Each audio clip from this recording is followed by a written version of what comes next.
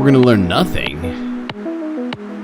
This is ridiculous. Ye of little faith. What you missed in the background was I streamed multiple times to unlisted links until this one, which was also started off as an unlisted link, and then I made it public once I determined it was, in fact, achieving what I thought it needed to be achieving. So,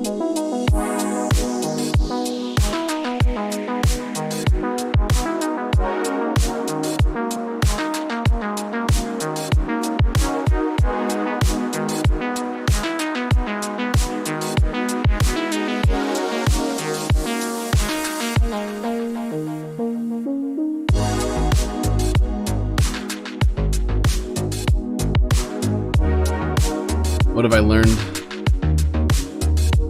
I've learned that the bit rate was fine where it was at, and I needed to change the keyframe interval.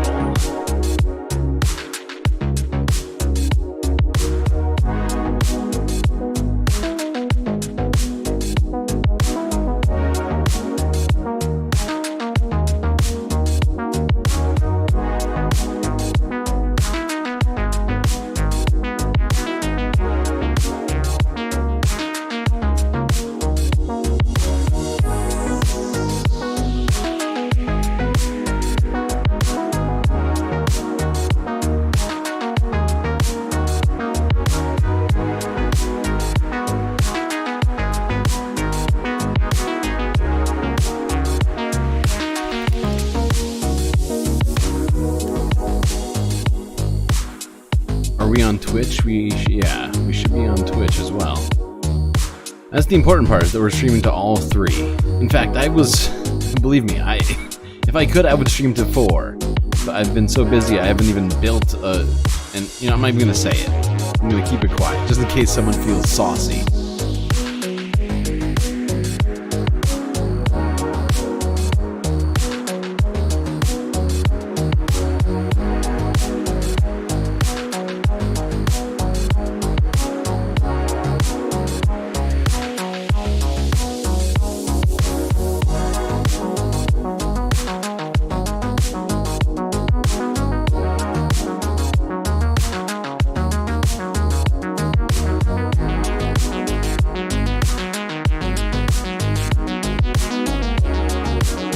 Play a vid, settle down, I'm getting to it. With the demands over here.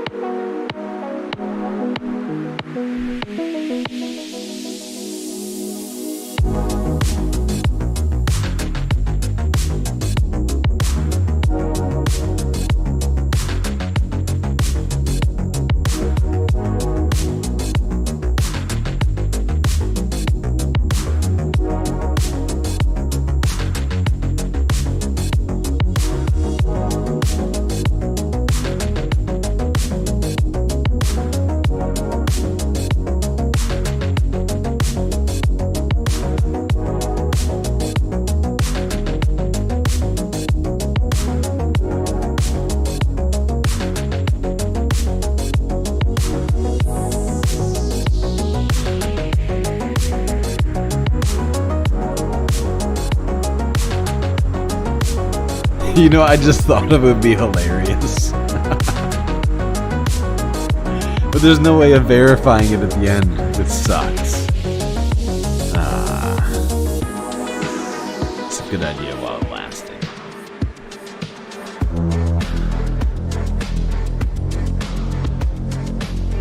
Moanope is right. We do get more subs from shorts. From what I can tell. Statistically.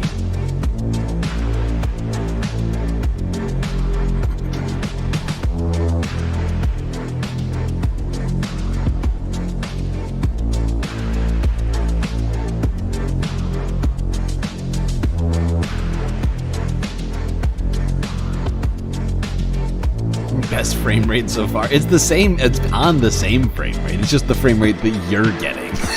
I can see it every time. It looks perfect to me, but it's on YouTube that it looks terrible.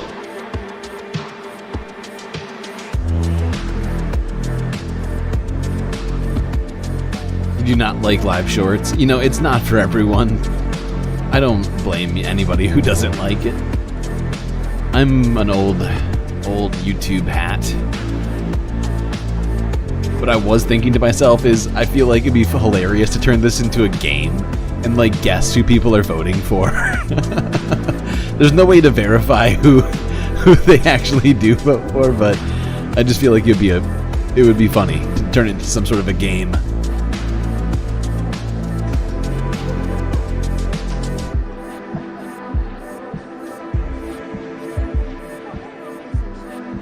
Yeah, I mean, the live shorts get a ton of views. I don't know what it is about the shorts. The algorithm's different, right? And the way that the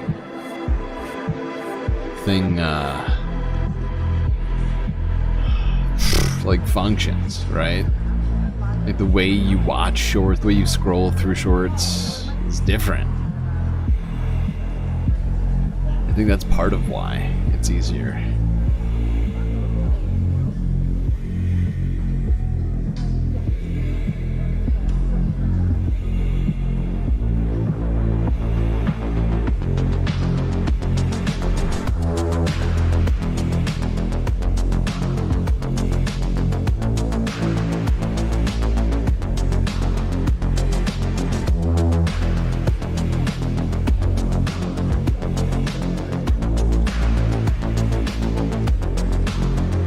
I think the algorithm is the same. I'm not sure it is. I know you say that, but from what I can tell, there's some sort of difference there. I don't know what. Yep, it's buffering. I see it. I have no idea why.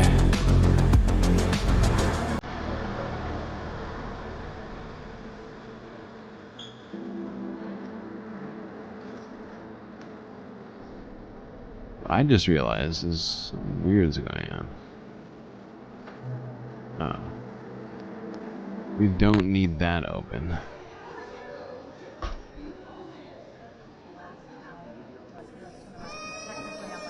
Yeah, you know what? Honestly, the more I notice it, it feels like, to some degree, like I mean, there's no real clarity on what. Like I notice lag spikes at random times. It just, you know, it's not clear. It's not clear what's gonna stop it. I'm gonna keep trying, but I'm also, you know, I can't just focus on that.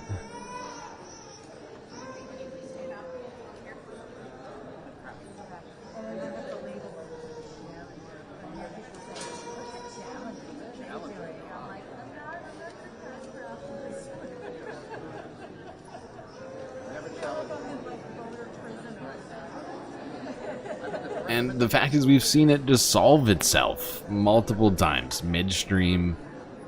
It's not always clear what the source of the lag is.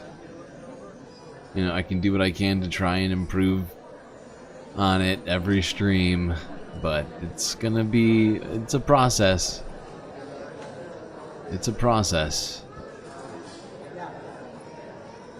And the fact is, I'm doing a lot of stuff differently than other people. I'm creating a whole world rather than just taking a camera and a browser window or a video clip. Every one of these scenes have so many things on them. Even if you can't see them, they're there. The files are there, waiting or actively loading.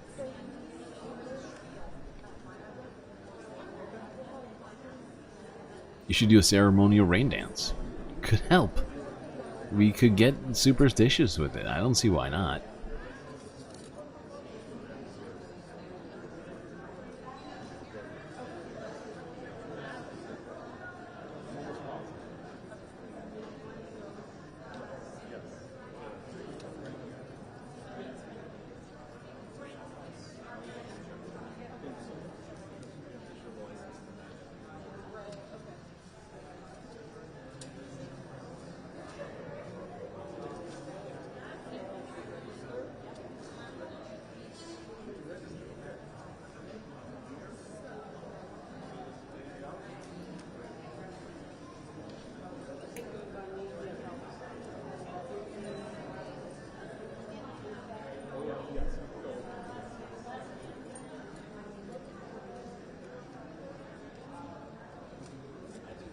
YouTube is dying. All the vids look like crap. Could be. Oh, you know what I'm gonna do though? I just realized I'm on live. I'm gonna pull this back.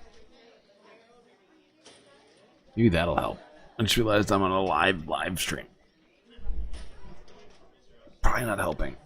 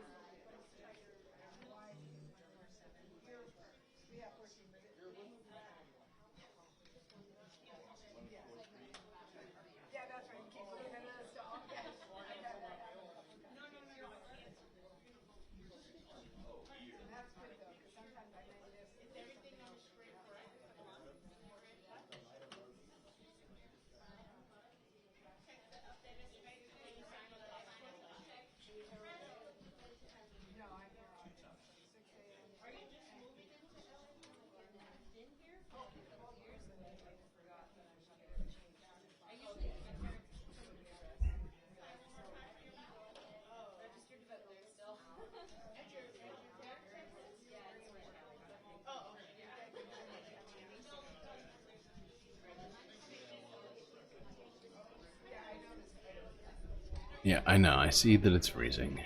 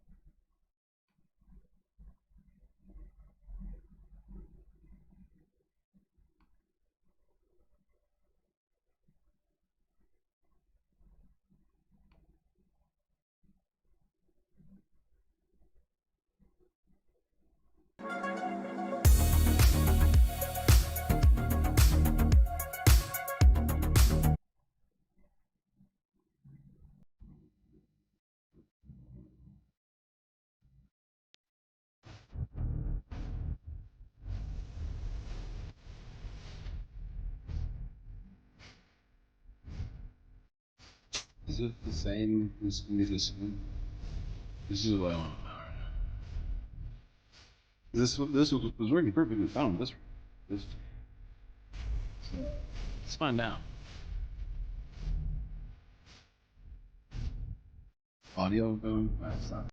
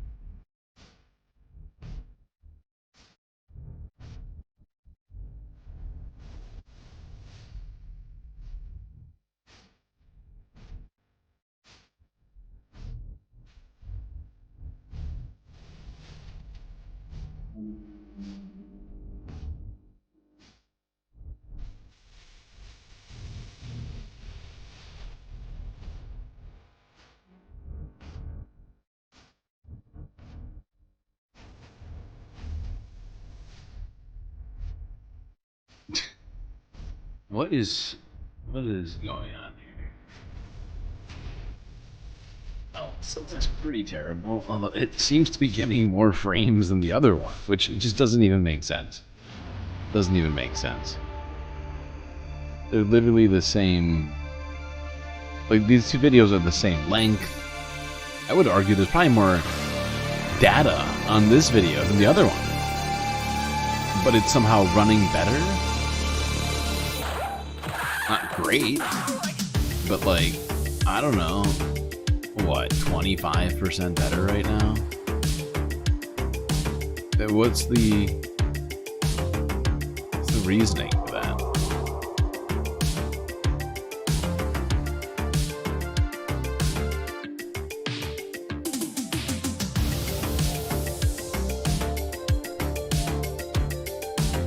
Now it's running 80% better. Holy shit. Look at it. What is it? What is it? What? Literally, there is no good explanation for that. There is zero good explanation for that. I can tell you that right now.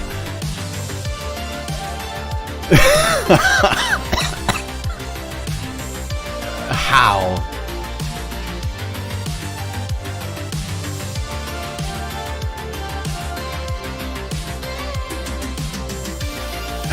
How is this possible? Why is this working fine?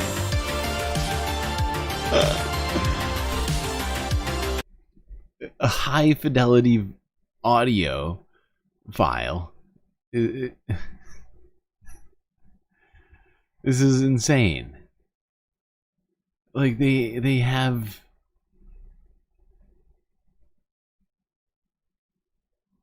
Now let's go back here. Let's see if this works. Let's find out. I mean, this is fascinating. Data is not calls on CPU/GPU. Calls? When did I say calls? Get you on voice?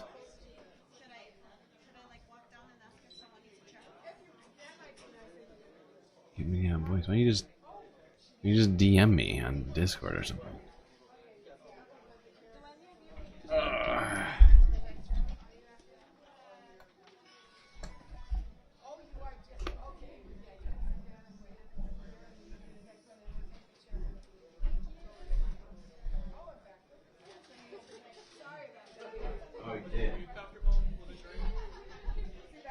Oh, you did DM me. My phone is on a charger, so I didn't see or hear you DM me because I have my headphones on. Well, that was rude of me. How rude. Okay, what are you trying to say?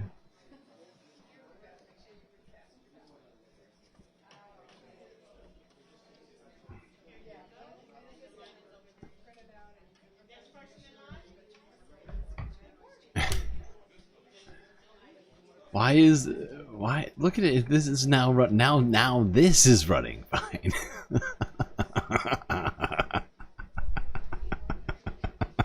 I feel like I'm taking crazy pills. Oh my god, and now this one's running fine. Okay. Right. You think I should end Shorts chat and no Twitch? But it will definitely run fine if I do that. That's almost a guarantee. I mean, we can do that. I mean, by all means, if you think you've got a plan for us here, fine. It will require me to end the stream.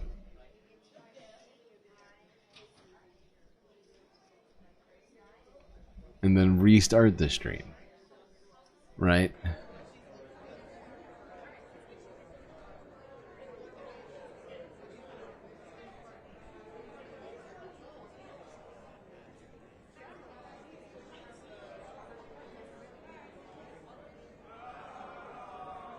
But like, I don't even want to end the stream until I see it stop working. And right now it's working. Like, I don't understand why it's like, it's just working now.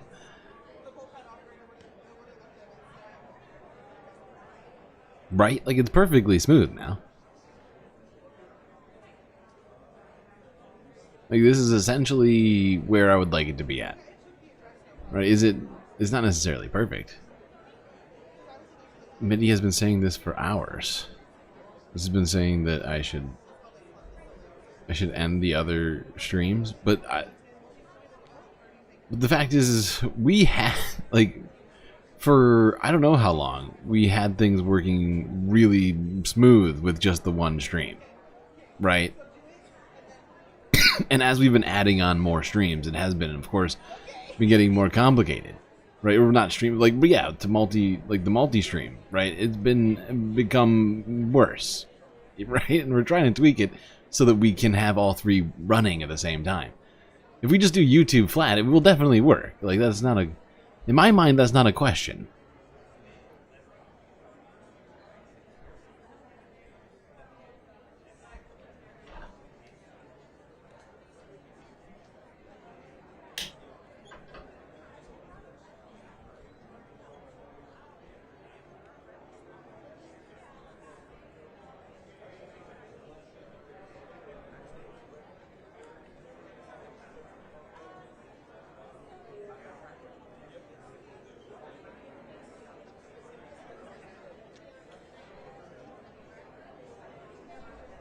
Midi.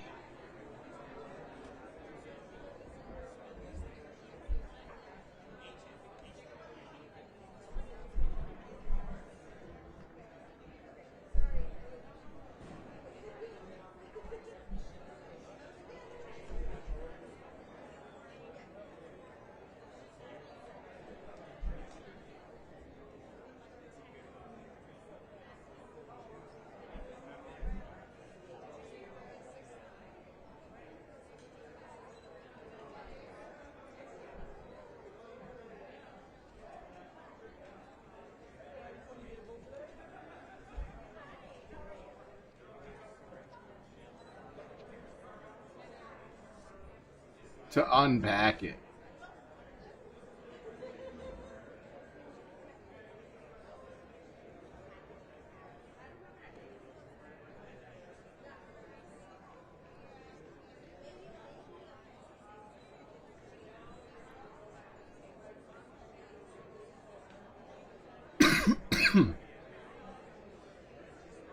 Yeah.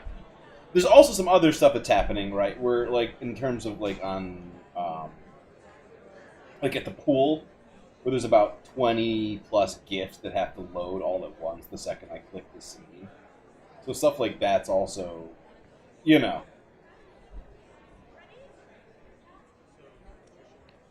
Yeah. Yeah. And I've been trying to find ways to get around some of those things by, like, you know, doing, like, recording those GIFs into one GIF in some scenes, which has been actually helping in some places, but like I said, it's like a process, and I've been having to, you know, one by one do all these sorts of things on my own, figure out where I can cut down on those traffic jams on the inside of the software, because there obviously there's like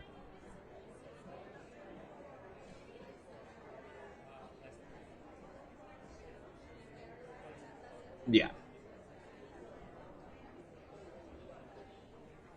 Well, one thing I've been meaning to do is resize the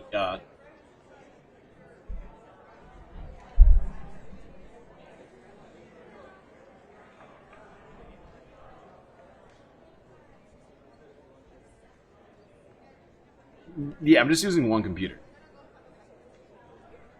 Yeah.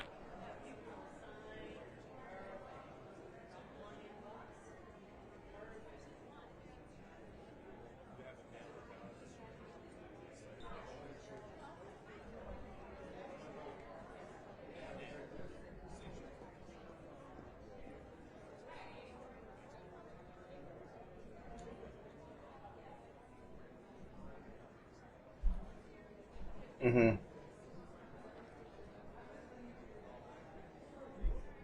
Right.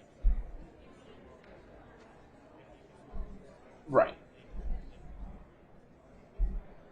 One thing I've been realizing about the TV screen, the one that we're looking at right now, which is actually running pretty smooth, but the one thing I've noticed about is, and I've been thinking about, is the 20 emotional support character files, and some of them are massive files.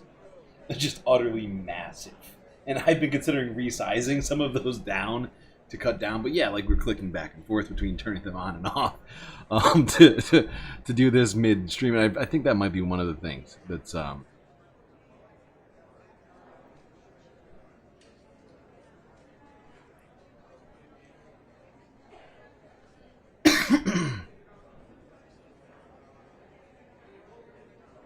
wait, who?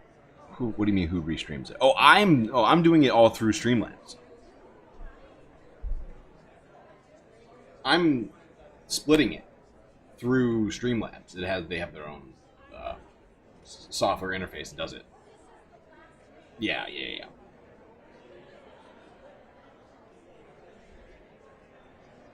Yeah, and but the part of the problem with the tweaking is that Twitch has certain specifications for bandwidth, and then YouTube has certain specifications for bandwidth for flat, and then certain specifications for bandwidth for vertical. And so trying to get it in those margins and also meeting the specifications of my upload bandwidth and all these other things that we got going on, it can be you know.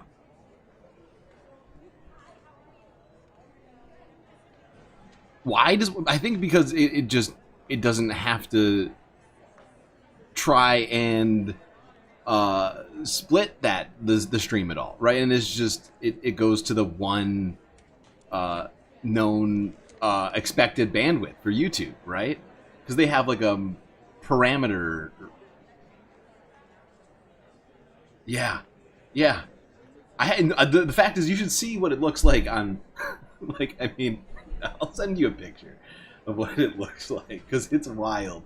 I mean, I'm looking at two different, I mean, it's not just a sort of a zoomed in version of it. It's a completely different set. Think of it as a completely different set that's being run simultaneously, right? And is being pumped out and then then the horizontal one's being pumped out to do different streams, right? That's part of the problem is we're running with like we have an entire what do you want to call it? A haystack of problems, okay, to try to fix all at once. It would be easy if it was just one.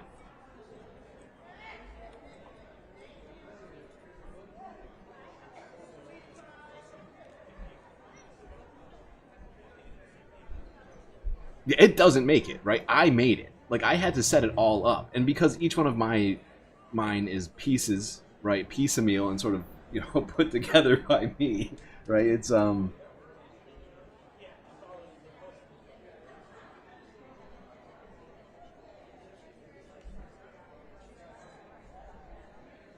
need to get on.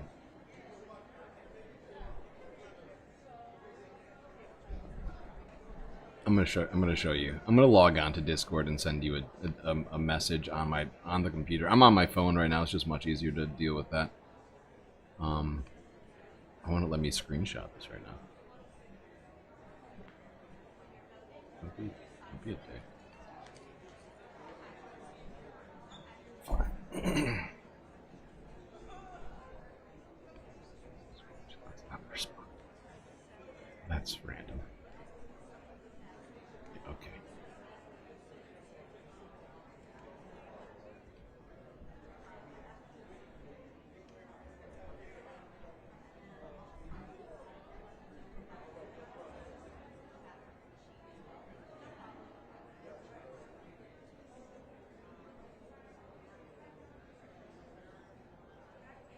Wish I could see the full screen.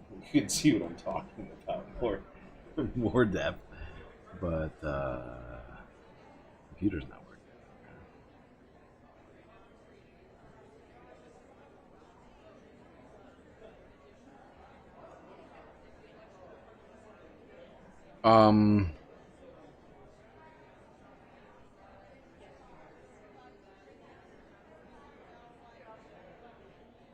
It's just a duplicate of it, right? They're the same source. It's just been duplicated over of just that one piece, right? Like the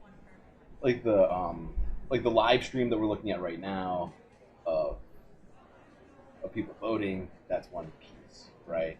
And that gets sent over. And you can see it like on Shorts. If you look at the messages I sent you with the DM, you can see it, whereas on the top, right? And on the left,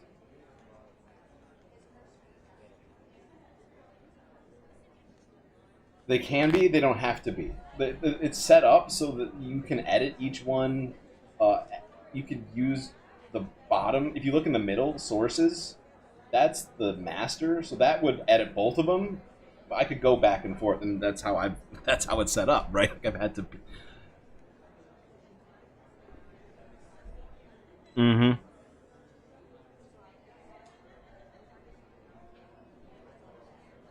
Mm-hmm.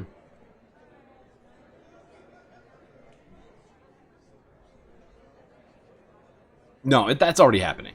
That's already happening. That's going to happen automatically because they're coming from the same source.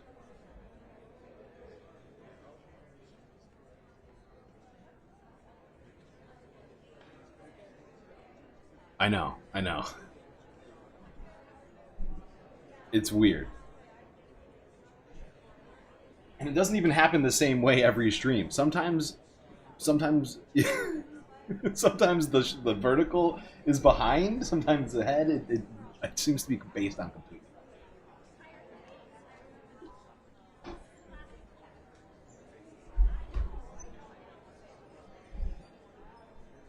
Wait, hold on one second.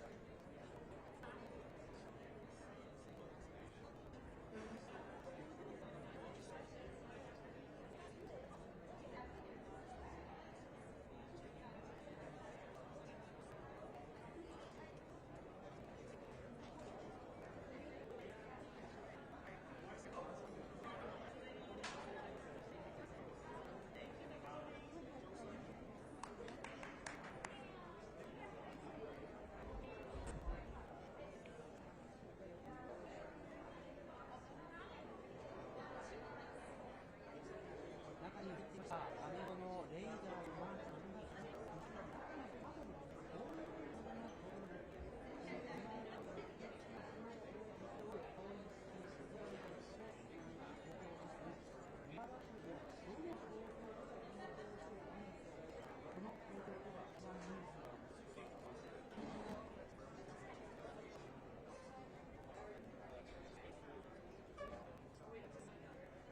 中に入ってまして、アメリカのチームレイダーズの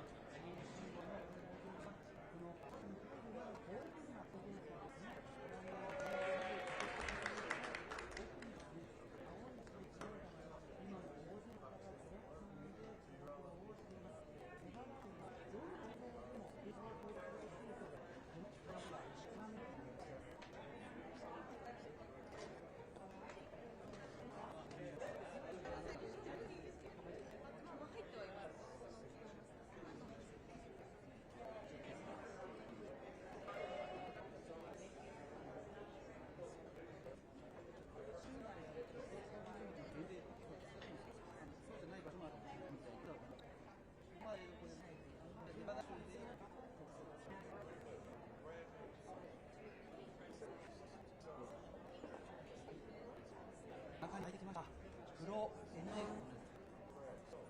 中に入ってきたプロアメリカチームのレイダーズ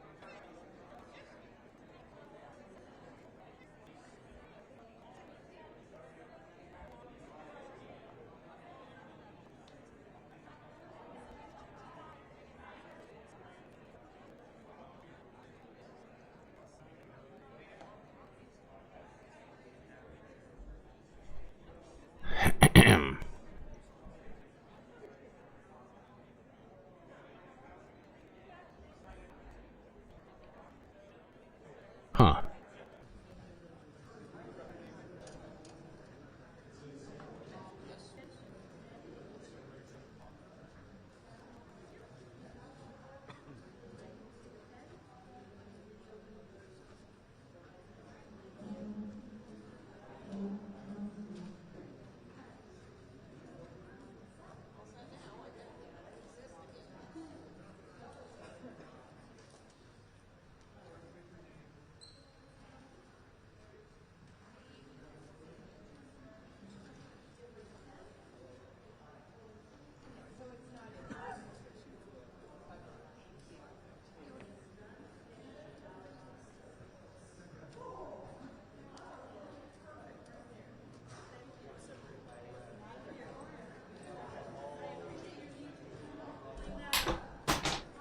Shit, just knock that over. You can feel a ban incoming.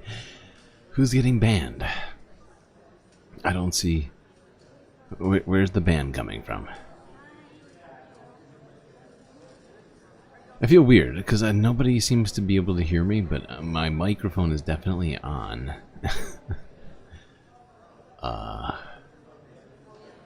Actually, wait, how far back is this? Actually, I take it back. You all might be like 3 minutes behind. Now that I'm looking at where you are at, oh my god. Wow, we're in completely different. You're not even at Pittsburgh yet. Never mind. Actually, wait, no, you are in Pittsburgh. You're a different location. Wait, you can hear me? Wow. So everyone was just ignoring me this whole time. Rude. How rude.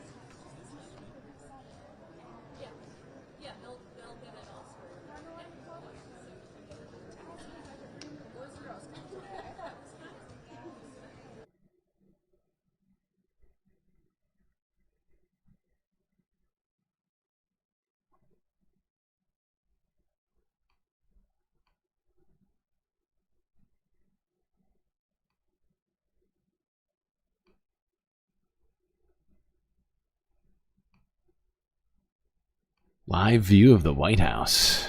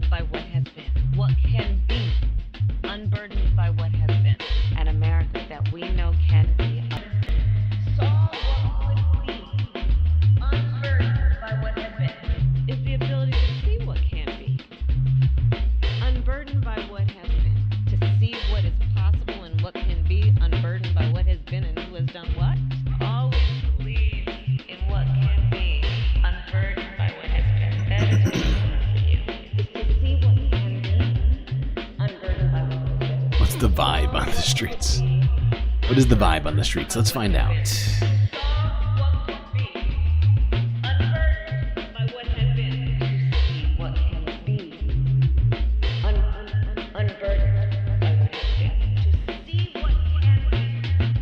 I'm muted?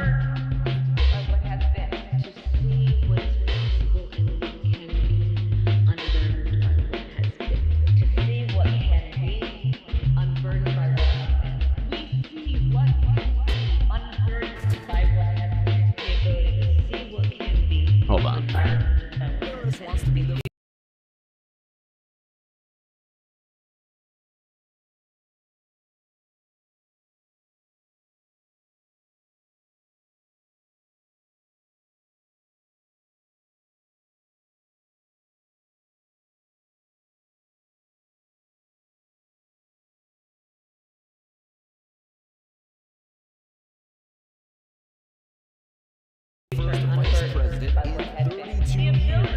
And the early state results yet? Not that I know of, but they will probably start coming in soon.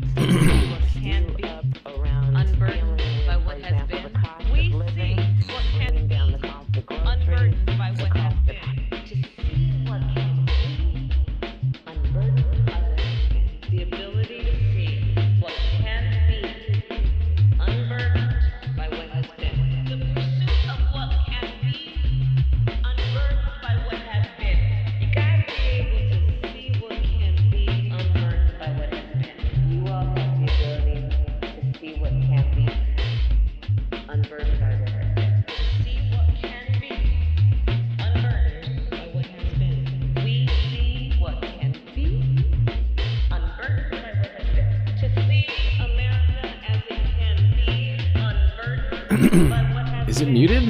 I don't think it is. If it is, that's not good. Not what we want.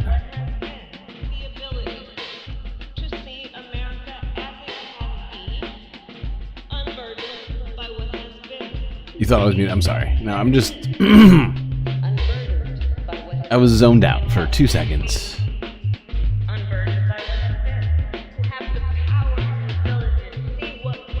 It's muted for you? Is everybody caught up with the stream, or are you behind the stream, perhaps? Have you looked recently to see if you're live on the stream currently?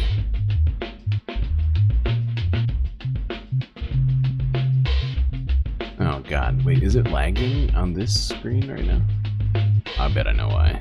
I think I know exactly why it's happening.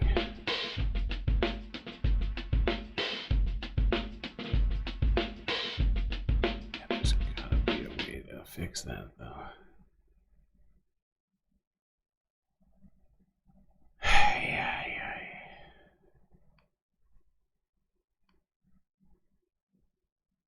Didn't I have another one queued up? I could have sworn I did. What was I looking for? Yes.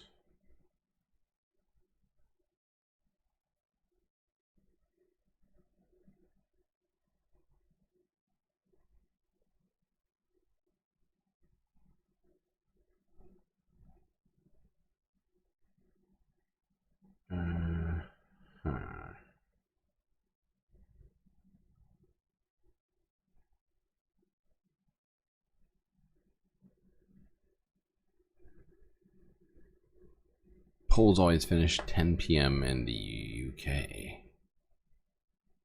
I think that's, isn't that like now, right now?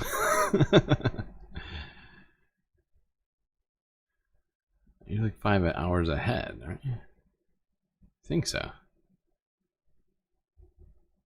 Alright, let's see what's going on here at NBC, I guess? Yeah. Yeah, let's go to NBC. Election Day playlist.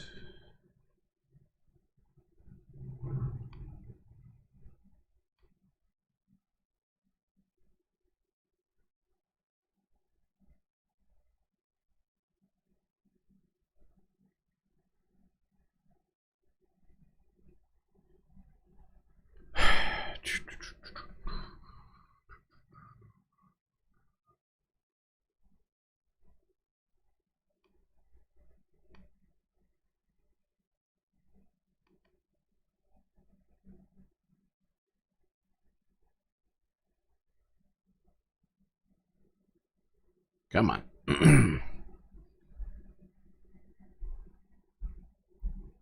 Talking to people about this exact issue, inflation. You know what you hear about again and again? The cost of burger meat, the cost of milk and eggs, and the cost of a gallon of gas, right? Because even as these macro numbers, as we've talked about, are adjusting, people...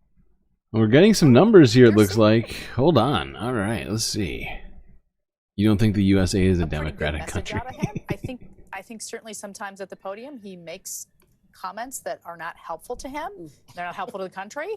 And when he does that, you know, he risks those kind of few remaining undecided voters that are paying attention. So it's a little bit of a, I mean, I think. Okay, so this was a while ago. This is like 20 minutes ago.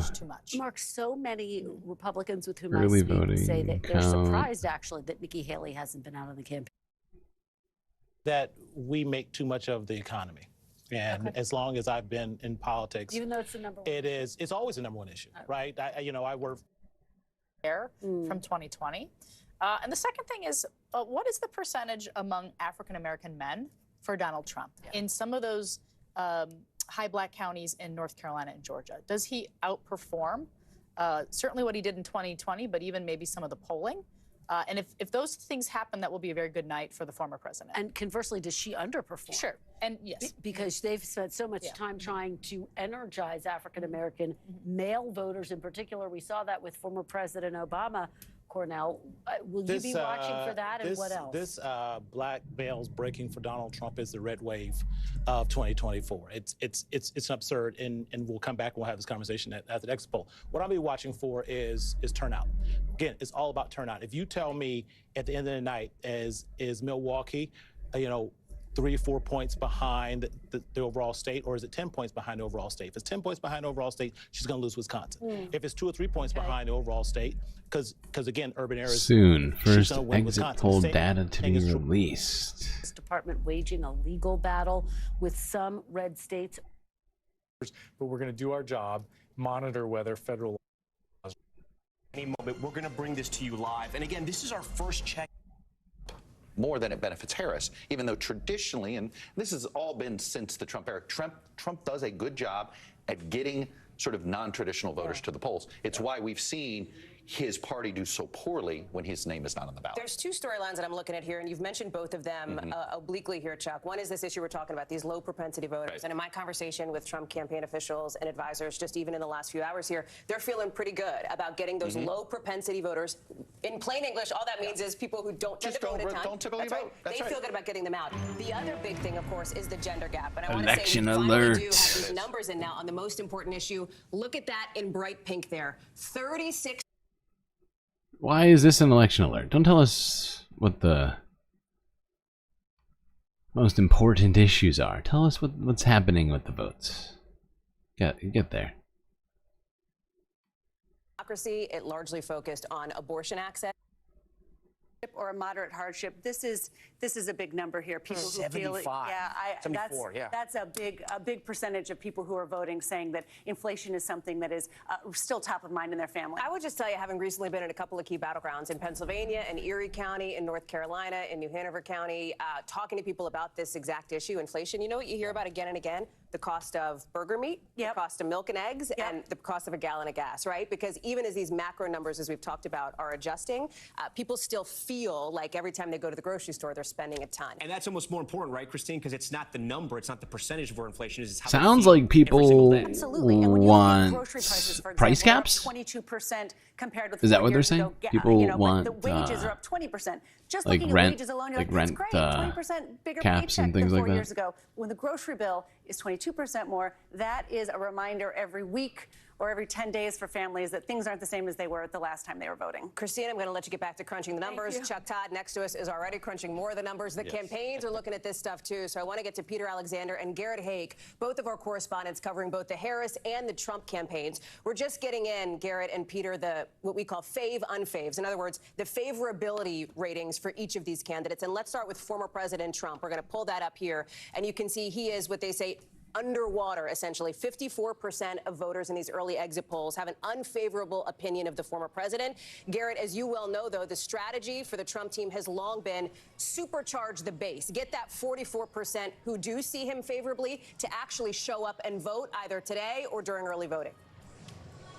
Yeah, that's right, Hallie. And I remember a briefing with Trump campaign officials several months ago now in which they said by the time this race is over, both of these candidates will be unpopular. And that's broadly true. Kamala Harris underwater as well in these polls, but not quite as badly. And I think that's going to be part of the challenge for the Trump campaign as we look at these early exit polls, which I should caution that the campaign was telling us sort of all week not to overinterpret them. And I think that's a worthy acknowledgement to make here.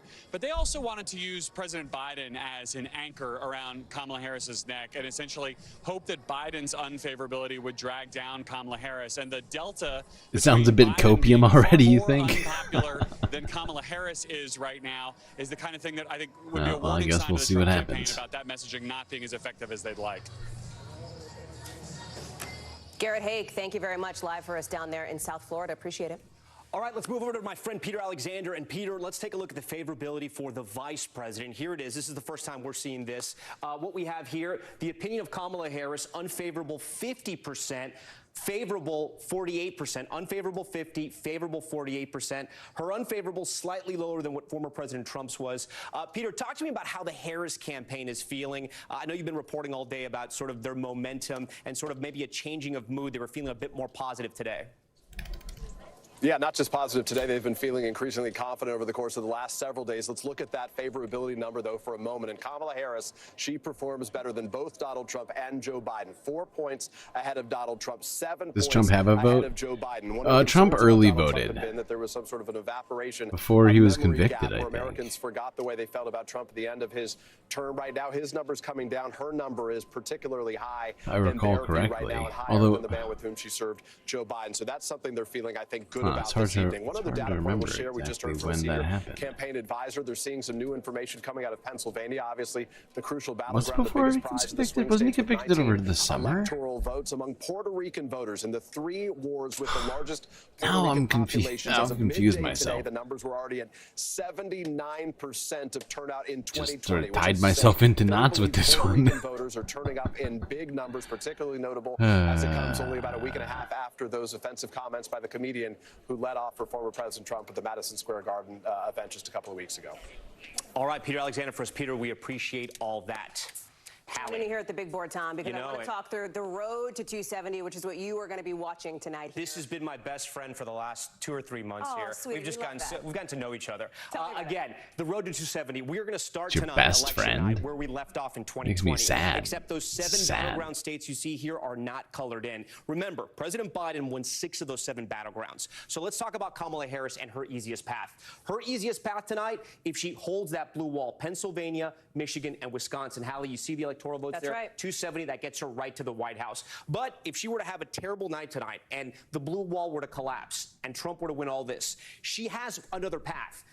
Nevada, Arizona, hold Georgia, and flip North Carolina. She gets to 275 there. Again, if this is the night for Democrats, Hallie, as you know, they'd be having heart attacks all night, but she can still get there with that path. Talk about, then, former President Trump's clearest and cleanest path to 270. The easiest way to remember this, Hallie, for President Trump when you're watching election night tonight, if he kicks it East Coast style. Hold on, we're gonna switch it. We're gonna switch it.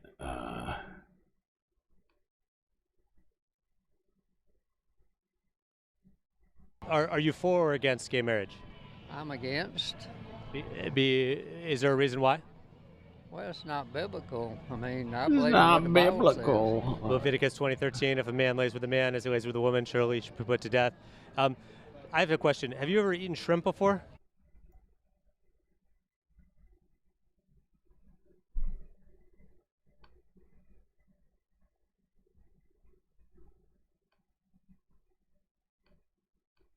Are you for or against gay marriage? I'm against. Is there a reason why? Well, it's not biblical. I mean, I believe in what the Bible says. Leviticus 20:13, if a man lays with a man as he lays with a woman, surely he should be put to death. I have a question. Have you ever eaten shrimp before? I don't what? Have you eaten shrimp before? Yeah. Do you think we should outlaw eating shrimp? No. Because in Leviticus it says not to eat shrimp. I didn't read that. Okay. It's in the Bible. I didn't read it. Have you ever eaten pork before? Of course. Do you think we should outlaw eating pork? No. It's in the Bible that you can't eat pork, though. I didn't read it that way. This girl's like, oh my god, quit being so. Do you see her face? First she looks back, you can see that she's like, first she looks disgusted by him for asking questions, then she looks back, she's like, wait, is that true? Is it true in Leviticus it says you're not allowed to eat pork? That can't be true. We ate pork chops last night, Ma. It's in the Bible that you can't eat pork, though. I didn't read it that way. Should we outlaw gay marriage?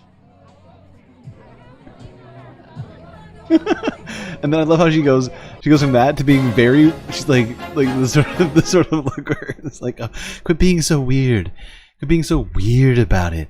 It's like, that's literally the point, right? Is that this guy here, and I assume the rest of you are pretty weird about some other Bible stuff. God.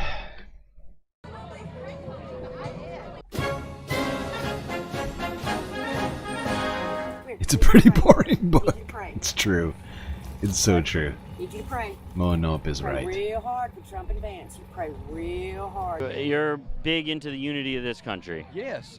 We've been split long enough. We need to come together as a nation.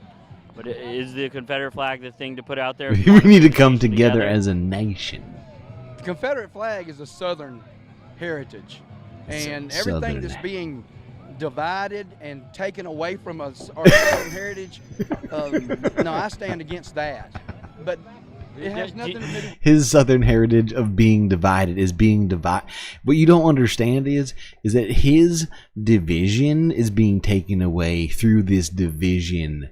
It's a double division, and it's unacceptable. Racism. But people think of it because, it represents slavery and then anti-slavery. Do you understand why people might think that? What about people that don't understand the swastika? Yeah, the swastika. He really meant it. He said it the same way again. The swastika. Someone spell that for me in chat, please.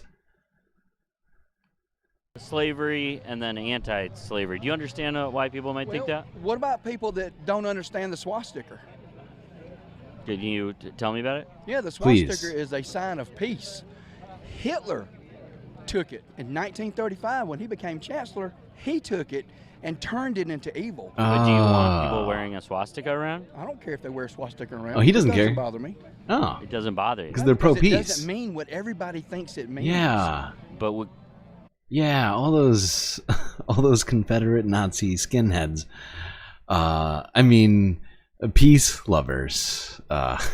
Sorry, I being a racist, according. It doesn't bother you. No, because it doesn't mean what everybody thinks it means. But could you understand if people? But could you understand if people didn't want to see a swastika around? Yeah, I can understand it. You could. Why the Confederate flag might make people feel the same way? No. What do you mean? To our live show tonight. Yes. Tonight's Wow, that guy is special. Huh? Welcome to our live show tonight. Yes, tonight's actually a pretty exciting night for us. Because tonight, we're going to fix America.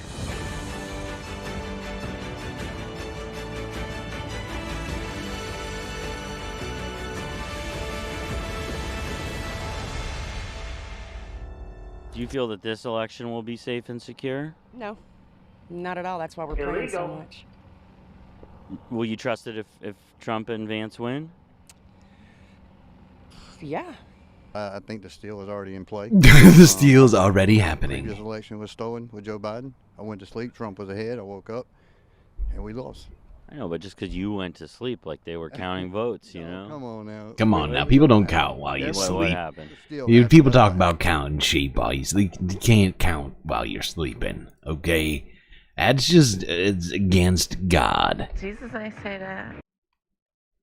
votes, you know? Come on now. Really? We know what happened. And what happened? It still happened. That's what happened. What's going on in Washington, D.C. right now? I don't think there's a lot going on there. I think, yeah, it's dead. I don't know. I think it's a show. It's all a show. You think Washington, D.C. is a show? Yeah, I think that what we're living in now is just, a lot of it is just put out there to try to get to the end point of this, what we're living through. Huh? But so it's all a show. But I'm sorry. Let me try and unpack that. That was rough. A lot of what we are living through now is actually. Wait, I'm sorry. I've lost it. We're gonna have to go back. It's just, a lot of it is just put out there to try to get to the end point of this. Right. A lot of what we're living through now is just put out there to get us to the end point. I feel dumber now for having said that. What we're living through. But so it's all a show. But Joe Biden, he's the president now. He's not real. Joe Biden is not real. What does that mean? That means that that's not the real Joe Biden. Who is it then? Maybe an actor. I'm Any idea who? in the race. Okay. There's been a lot of names thrown out there. I don't believe anything for sure, unless I've experienced it myself or somebody that I know and trust has experienced it. So Do you think Joe Biden is the president right now? He is in the face. He's the president, but it's not really Joe Biden. Why do you believe that? Look at the pictures of him. Look at the pictures. Right. Yeah, no. I mean, yeah, no. You see him like woof. To be this woman.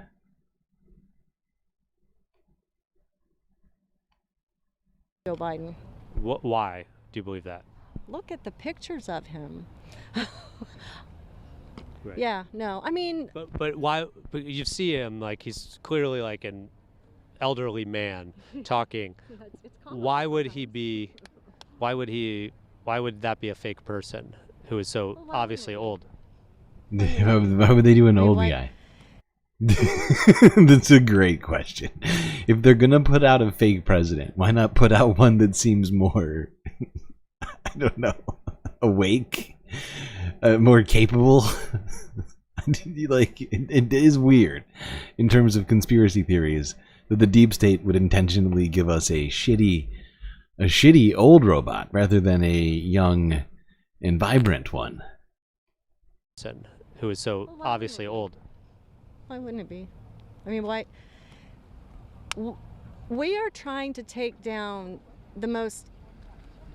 We are, like I said, we're at war, and what's going on is just pure evil. Oh. And my son has woken up to it. A Yeah. lot of people have woken up to it, and God has had enough, and He's gonna. And there we go. Gone. Jesus, I say that. What do you hope Donald Trump does when he becomes president? Well, everybody says he's going to be he said, did he say he's going to be a dictator on the first day? Yeah. Yes. I mean, things have to straighten out, but he can't do it by himself. He can't be a dictator by himself. TDS. Wow, I mean, I shouldn't make fun of her. She's clearly spent a lot of time assessing these opinions of hers. But he can't do it by himself. Because they have TDS. Yeah.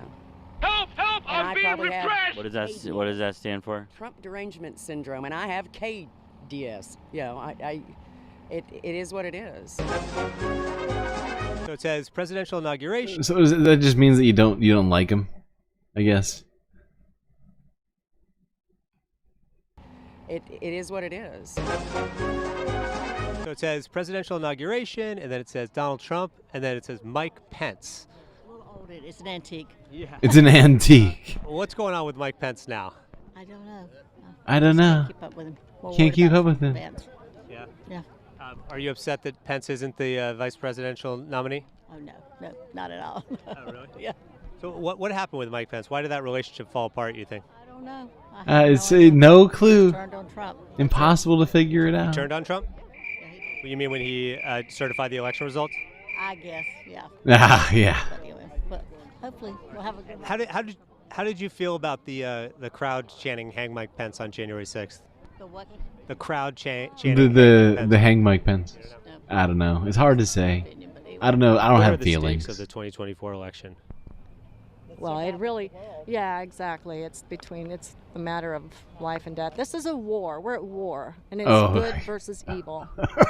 I'm just trying to figure it out exactly. So, would you support teaching the Bible in school?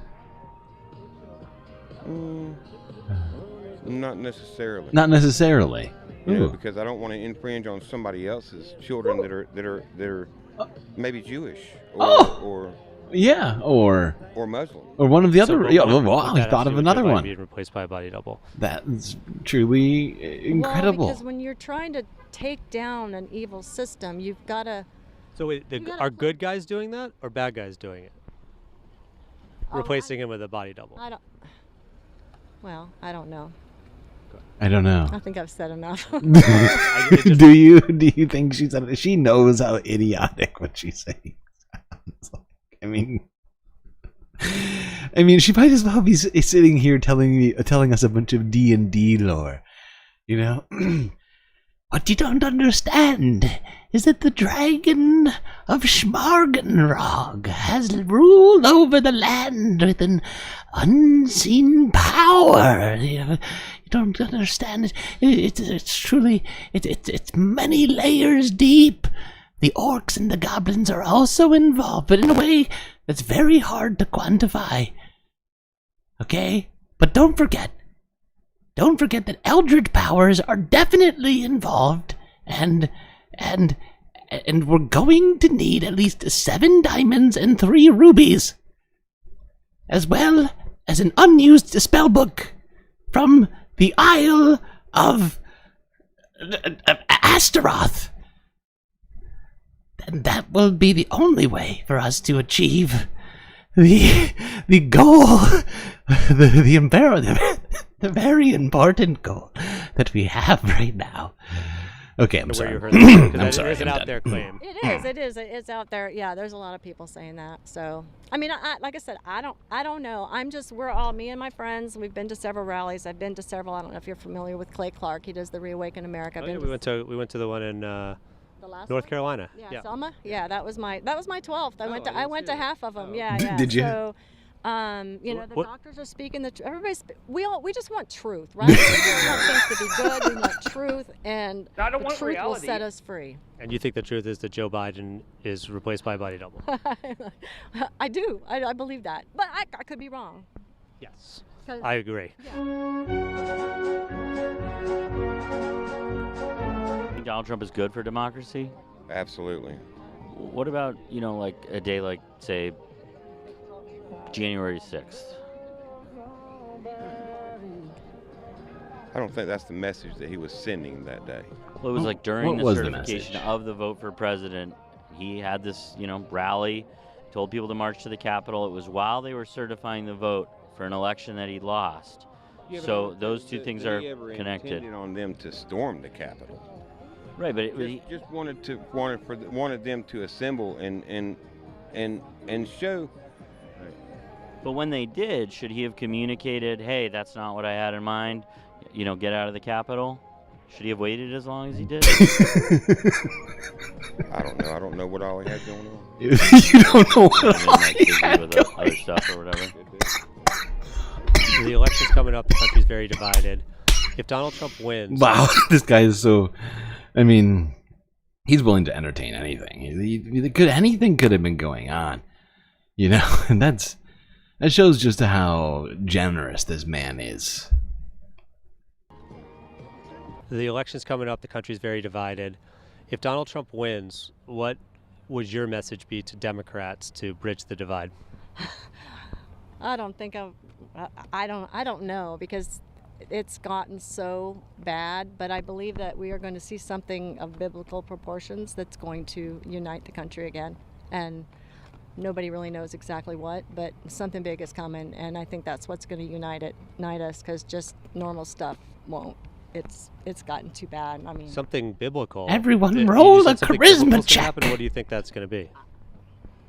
to make sure that you can get through the next insurrection. 41:12, it says something about you'll be looking for your enemies, but you won't be able to find them. Do you believe the 2020 election was fair? No, Do you think the 2024 election will be fair? I hope so. Will you trust it if Donald Trump wins? Yes. Will you trust it if Kamala Harris wins? No.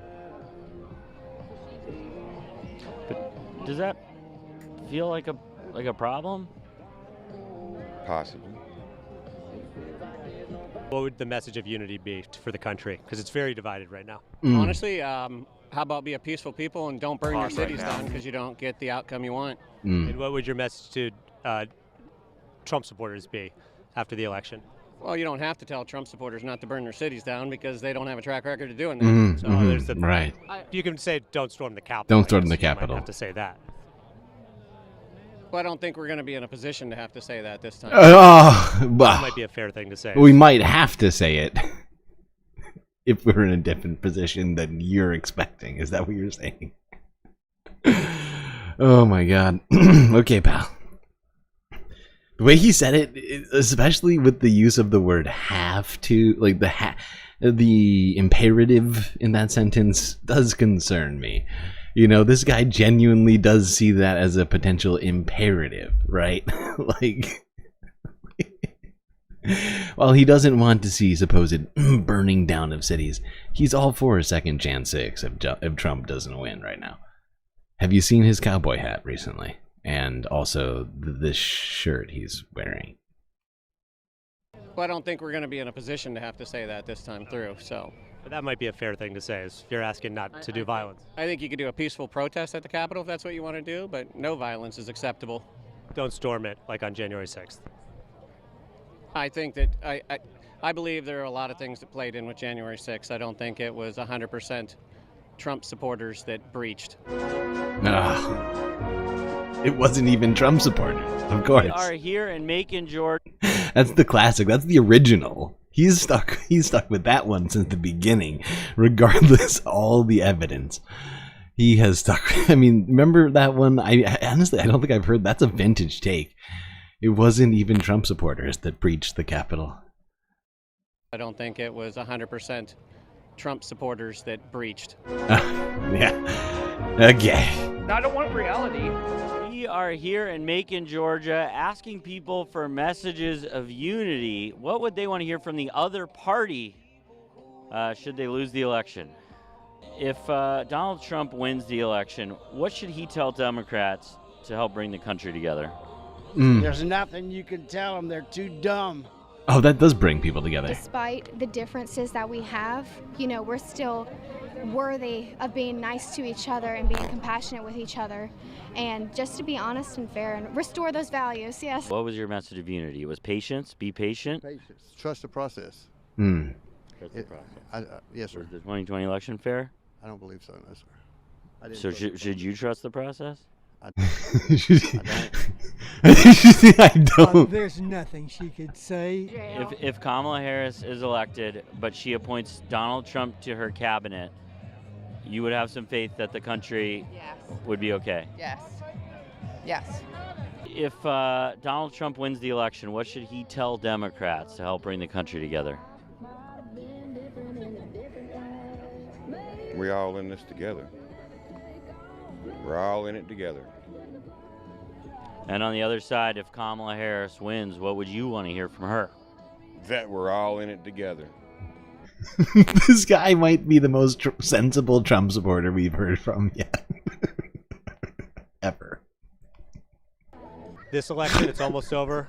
Any final message? I'm tired. I gotta be honest. I'm tired. Been on the road a lot, but what's your final message to voters? I can't wait till the news starts reporting on other stuff in the world, because there's a whole lot more going on than the election. That's actually true. Oh, I appreciate it. Thank Very you. true, sir. So much so. I wonder what he's concerned about.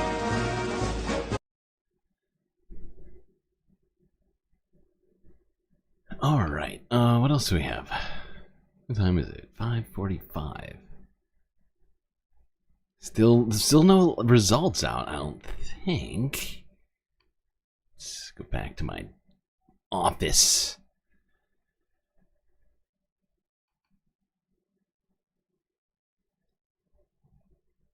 I will peek in at what NBC is doing. Pennsylvania. He wins Pennsylvania, flips that, holds North Carolina.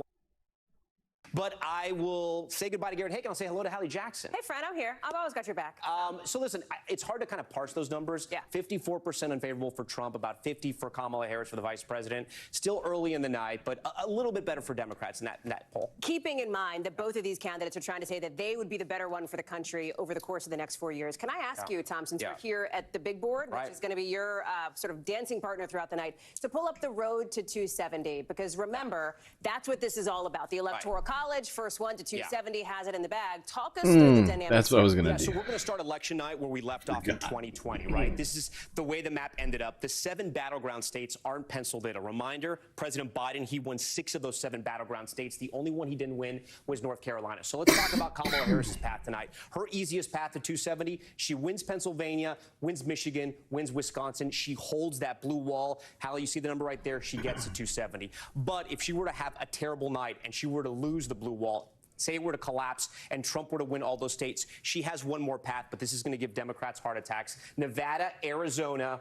holds Georgia, and flips North Carolina. She gets there at 275. What about former President Trump's cleanest and clearest path, Tom? You know, for former President Trump, just think about this when you're watching tonight. Remember the East Side, right? Where Trump This is the Midwest. It's 4:45. I'm sorry. I'm sorry that you're living in the past. 270 right there. But if something were to happen and he were to lose Pennsylvania, he has to win somewhere else. The amazing Karnacki. That's not even Karnacki. He has to either win Michigan or Wisconsin if he's holding those two I don't even know this guy's name. Either Nevada or Arizona, Brian something. Nevada, even with just 6, gives it to him.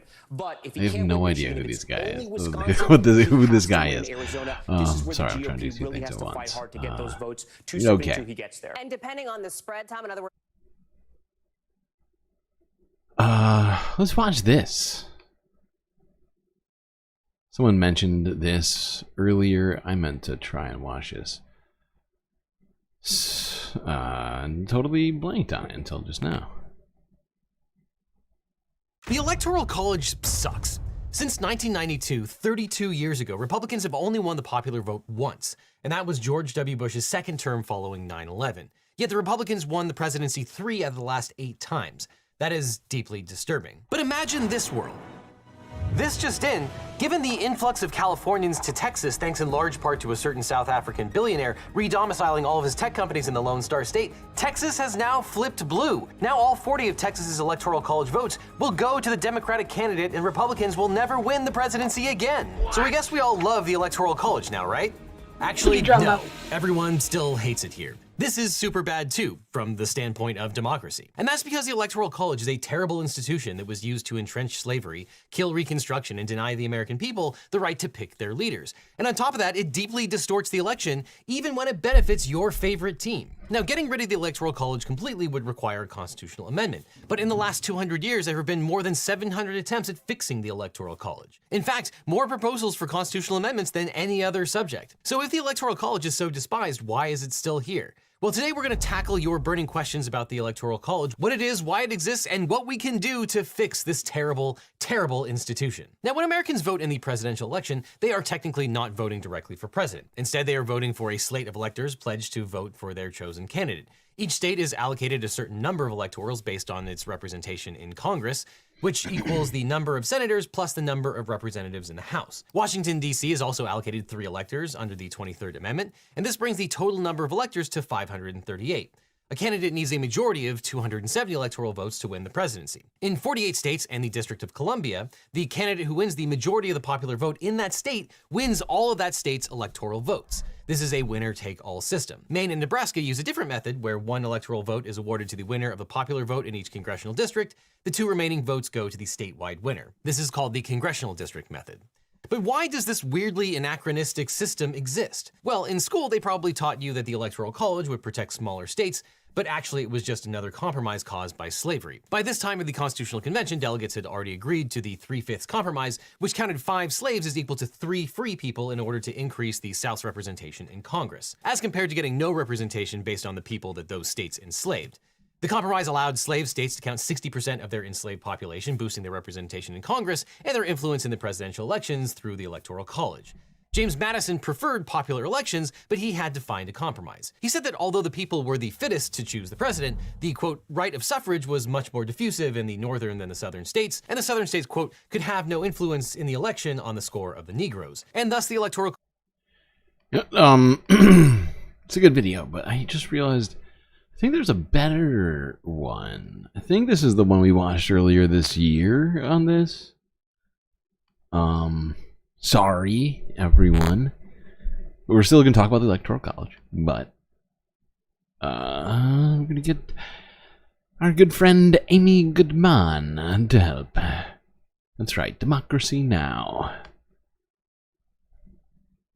Might even be Juan Gonzalez in here. I mean, hard to say. Haven't seen this in a minute. Just threw this up out of the blue. This is Democracy Now!, the Quarantine Report. I'm Amy Goodman. As the presidential candidates make their final campaign push ahead of Election Day by visiting key battleground states like Florida and North Carolina, we turn now to look at the case for abolishing the Electoral College. 2 of the last 3 presidencies, Donald Trump's included, have gone to the candidate who lost the popular vote. In 2000, the Supreme Court halted the Florida recount, handing the election to George W. Bush. It was later determined Vice President Al Gore actually won the election by 500,000 votes. In 2016, Hillary Clinton received almost 3 million more votes than Trump, but Trump still won. The Electoral College, enshrined in the U.S. Constitution by the wealthy white founders, many of whom were slaveholders, has allowed these victories where the loser wins. But a mass movement is building to elect the president through a national popular vote. For more on this effort, we're joined by journalist Jesse Wegman, member of the New York Times editorial board, author of Let the People Pick the President, the case for abolishing the Electoral College. So, Jesse Wegman, welcome back to Democracy Now! Please explain the roots of the Electoral College and what this movement is all about. Sure. Well, you know, the framers who met at the Constitutional Convention really had no idea what they were doing when they established how to pick a president. They said themselves that it was the hardest issue they had to decide. They fought about it the entire summer of 1787. And at the very end, they basically threw together this jerry-rigged system that we now call the Electoral College in a side room of the convention hall, really just to get the thing done and get it sent out to the states for ratification. They didn't really care too much about how it operated because they knew George Washington was going to be the first president, so the just didn't seem that high to them. But nevertheless, the system that they thought they were designing basically fell apart within the first 10 years. You know, the model we think we know is that there's this body of deliberate, thoughtful, educated, wise men who will make the choice for the people about who should lead the country. But within 10 years, it had completely stopped being like that. With the rise of national political parties, it became a team sport, and that's what it remains today. Talk about the role of slavery in the establishment of the Electoral College. Sure. I mean, slavery is obviously at the heart of every compromise that is struck at that Constitutional Convention.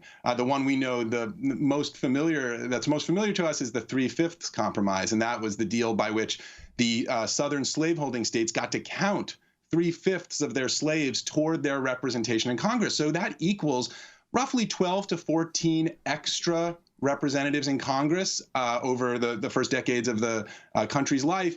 And because of the way the Electoral College is designed, that translates into 12 to 14 extra electoral votes. The South actually won the White House, held on to the Speaker of the House, won many Supreme Court seats because of that extra power. It was called the slave power at the time, and it ran all the way up through the Civil War. And so that's really slavery was clearly at the heart of the compromise, and it certainly the Electoral College benefited the slave states well into the 19th century.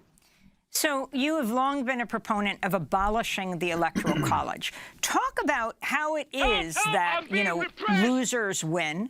For example, George W. Bush in 2000. And it is important to note that 4 of the people involved in that legal battle now Amy Coney Barrett, John Roberts, Brett Kavanaugh, and the Supreme Court Justice, who was Justice at the time, Clarence Thomas, were all involved with this. Of course, Thomas ruling on behalf of Bush. But how it is now that the Electoral College gathers, talk about where that actually happens, and who the electors are, and what is the movement that is challenging this? So electors are just average people like you and me. They are not deliberative wise men. They just happen to be people who know somebody who picks electors. Each candidate has their own slate of electors. Each state gets a number of electors equal to its representation in Congress, so it's members of the House plus its 2 senators. That's it. That's really most of what the Constitution says about the Electoral College. The thing that affects, that gives us popular vote losers as presidents, that's something that actually has nothing to do with the Constitution. It is state laws that are called winner-take-all laws. And these are laws that do exactly what they sound like, which is they take those electors and they award all of them to the winner of the state's popular vote. Whoever wins the state's popular vote wins all of that state's electors. So in California, 4.5 million people voted for Donald Trump in 2016. That's a lot of people. That's more than most states in the country. And yet they all were essentially invisible when it came time to cast the state's electoral votes because California, like all but 2 states in the country, uses winner-take-all. That winner-take-all rule is why George W. Bush won in 2000. It's because even though Florida was essentially a tie by any measure, George W. Bush gets 25. That tie in the popular vote. Yeah, and we not only need to get rid of the Electoral College, we also need to make voting day a national holiday. Nobody should be having to go to work on voting day. It just makes no sense. It makes it harder for people to actually cast their vote. And I think people in power know that to some degree. They're not subconsciously. They consciously know this. It's into 25 electoral votes for George W. Bush and 0 for Al Gore. Same thing happened in 2016 in different states. In Michigan, Wisconsin, and Pennsylvania, it was essentially tied, and yet Donald Trump won all the state's electoral votes. Hillary Clinton won none. This affects everyone, and it harms everyone. Yes, it's hurt Democrats and helped Republicans twice in the last 20 years, so it seems like a partisan issue, but in fact, it's not. It harms everybody, no matter their political affiliation, all over the country. So that's why we get to this popular vote compact, which is the latest way that has been come up with to get us to a popular vote. So explain the National Popular Vote Interstate Compact. Right. So there's been 800 or so attempts throughout American history to amend or just abolish the college outright. They've all failed, with the exception of one, the 12th Amendment, which made some important adjustments to it. But obviously, an amendment is not the path we're going to take today. So about 15 years ago, a computer scientist in Northern California developed an idea where he realized that it was the winner-take-all law, those state laws that I just was talking about, that were the heart of the problem. So he said, well, states have total authority to decide how to award their electors. They don't have to do it by state winner-take-all. What if states representing a majority of electoral votes all gave their electors instead to the candidate who won the most votes everywhere in the country? And bingo, you have a national popular vote for president. So this is an interstate compact, which is basically just an agreement among states. There are many of them in existence right now all over the country for different issues. This is an agreement among states to award all of their electors, not to their statewide winner, but to the winner of the most votes in the whole country. And when states representing a majority, 270 electoral votes, which is what you need to win, join this agreement, it takes effect, and we elect the president by a popular vote without actually technically abolishing the election. Yeah. Okay. Real quick, let's move. Let's take a look at what's happening live. Depending on how close or not this race is. If we're waiting on Arizona or Nevada, everybody wants to know when might we know the results. That could be the scenario in which you and I are sitting for the next 4 days. Well, 4 days, maybe even the weekend. where they need to go. The early voting numbers in Buncombe were at about 58%, which is outpacing the rest of the state. So we are, in fact, Hallie, to your question, seeing people come out and actually exercise their civic duty and be able to vote. As far as the misinformation component of this is concerned, though, I did have a conversation recently with a young couple that just voted for the first time. They are, in many ways, emblematic of how a lot of folks feel. It's not necessarily that they think that FEMA was only giving out $750, as was that first lie, frankly, that was out there for a couple of weeks, whether FEMA was redirecting funding from, disaster relief to the border or any of the other things that were out there. They said that they didn't think that the community was doing a good job of disseminating water and food supplies to the people that need it. And that was a real tangible impact that affected their votes. And I'm hearing that not just from that young couple, but people who are voting across the county, guys. Actually, Sam, there's also another that wasn't even the video I was looking for, that Democracy Now! Video. I think they must have talked about the Electoral College on so many occasions that I found the wrong one. But it was an interesting idea. There's a different process of getting rid of the Electoral College that I prefer.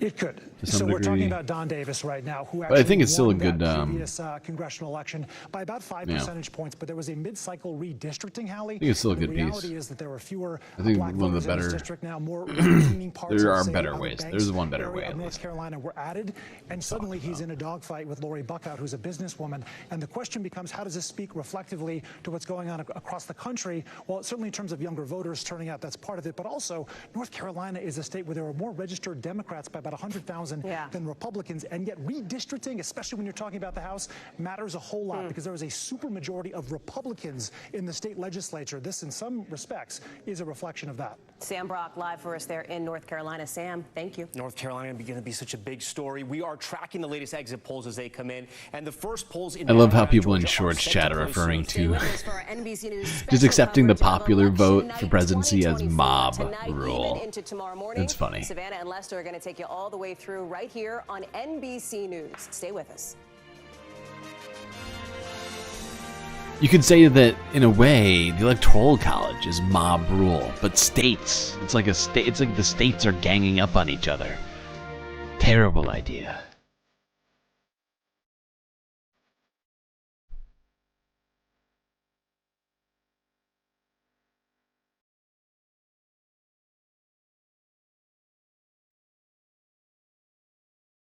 Why even have voting, It's just mob rule. It's just a bunch of people saying what they want.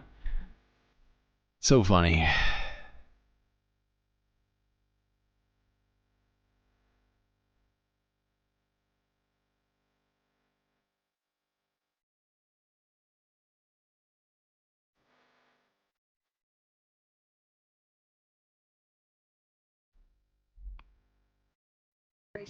And the state of democracy, and you can see it here. The top issue, again, based on these early exit poll numbers, interestingly, is the state of democracy at 35%. That is followed by the economy at 31%, abortion 14%, and then immigration and foreign policy after that. Why is this so interesting? It's because for months now, voters have consistently been telling public pollsters that the economy and inflation were the most important issues to them. So let's take a look at who these voters said they trusted more on each of these issues. On the economy, it is former President Trump who has an edge here over Vice President Harris on trust on this particular issue. On abortion access, remember, this is an issue that Vice President Harris largely closed on. She made it a centerpiece of her campaign. She is leading him as it relates to trust on abortion. And on immigration, that's the flip side of the coin. That is the issue that former President Trump has hammered now for months. He is leading her, not quite by double digits at this point. I want to bring in Chuck Todd to talk through all of these numbers. And let me just start with this. Yeah. The grain of salt, because I think it's important that people know. These are early numbers. Okay. These numbers likely will change. This is just the first wave of data coming into us. We have more data coming in as well. But at 5 o'clock Eastern, so over the course of the last hour, is when you see that drop, basically, of the exit poll information. You've been in our systems. You've been taking a look at all of it. Tell me what's standing out to you. Well, there's a couple of things. A big one right now is just, and this is across the battleground states, and I'm going to generalize here because we always want to be careful for all the caveats that you put out there, which is fewer people are identifying with either of the two major parties. That is a big deal. Like overall, we believe if you just look at the two major parties, there was we think that there's a slight Republican registration advantage over the Democrats by about a point. But the largest cohort is non-party or independent. And then we ask you ask people what party do they belong to? Democrat, Republican, or something else independent. But then we ask, what's your ideology? Liberal, conservative, moderate. This is the, if this poll is right, this would be more people are identifying as moderate in this poll than in any of the previous elections featuring Donald Trump. And fewer people are identifying as conservative than any election featuring Donald Trump. The liberal number is actually pretty stagnant, pretty neutral there. What does that mean? Look, you talk to our pollsters and they'll tell you the moderate number is everything. Democrats always win moderates by a big number. The question is, can they win it by 20-plus points to offset, you know, some of their partisan disadvantages there?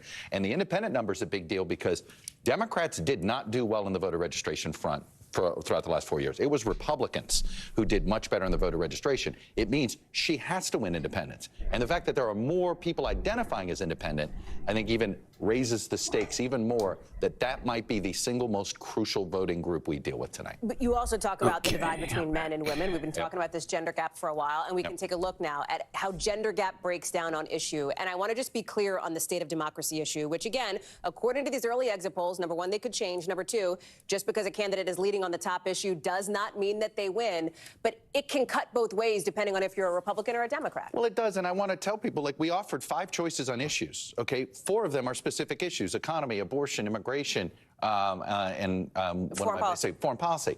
The 5th is this umbrella issue of state of democracy. And what it tells me is the voters going, look, I'm not here for one specific issue. I'm here because I'm worried about X.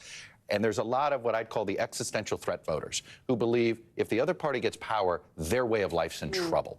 And first of all, it's interesting that this is basically cutting right down the middle.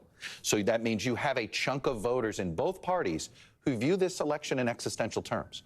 Maybe we've got to come up with a better punch here to offer people. I'm not, but I understand why I think if you don't have a specific issue, you chose that, and that tells me in some ways this is a very macro election. People really believe the stakes are high in this election, and that's what that, to me, that's what that tells me. Let me pick up on one of these threads, too, because you talk about independents and moderates. You saw the vice president, the Harris campaign, really try to extend an olive branch to that particular group. I was on the campaign trail as she was bringing in former Congresswoman Republican Liz Cheney to try to turn out some of those folks who identify as more moderate. She's also worked to extend an olive branch to late deciders as well. And here's the exit polls.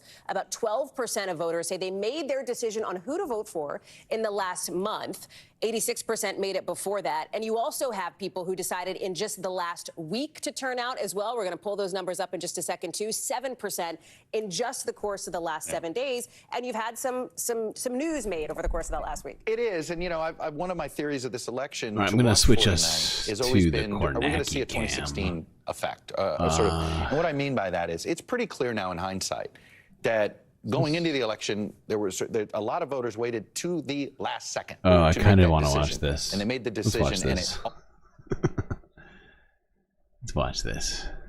I'll pull up the Kornacki cam in a second.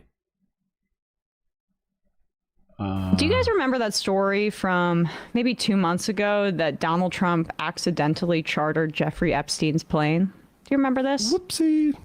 Well, I'm just saying that because the journalist Michael Wolff has released an interview, a recording of an interview that he conducted with Jeffrey Epstein back in 2017. 2017, Donald Trump was president. Now, it doesn't say, I'm not sure if it was like January 2017, so right before he got inaugurated, but it's in the year 2017, so more than likely it was after he was already president. And this is an interview with Jeffrey Epstein describing his relationship with Donald Trump. I think we have a snippet from one of the conversations that I recorded with Epstein, and I think this was in a restaurant in 2017. His people fight each other. Right. And then have outsiders. He sort of poisons the well outside. He will tell 10 people Bannon's a scumbag, and Priest is not doing a good job, and Kelly has a big mouth. What do you think? Jamie Dimon says that you're a problem, and I shouldn't keep you. And I spoke to Carl Icahn, and Carl thinks I need a new... I'll be right back again. Sorry, chat. I need something. Kellyanne is just too much of a wild card. And then he tells Bannon, you know, I really want to keep you, but Kellyanne hates you. I have more than dozens. I probably have 100 hours of Epstein talking about the inner workings of the Trump White House and about his... I hadn't heard that part at the end, but I actually go back. I want to hear, first of all, of course, Michael Wolff had these recordings for 8 years and now is releasing them. Save them for maximum marketability. It would be it was pretty important information that he... Gotta love the capitalist press. ...was communicating with Jeffrey Epstein seemingly while he's in the White House. Like, it's unclear to me if he's talking about making determinations about his team prior to go, but can we go back? Let's play it again a little bit further. I want to see if I can assess the timeline here, but either way, this is communication in the year 2017 when Donald Trump became president. So it stands to reason that they were communicating in the lead up to that in 2016 and going forward. So in a restaurant in 2017. His people fight each other. Right. And then have outsiders. He sort of poisons the well outside.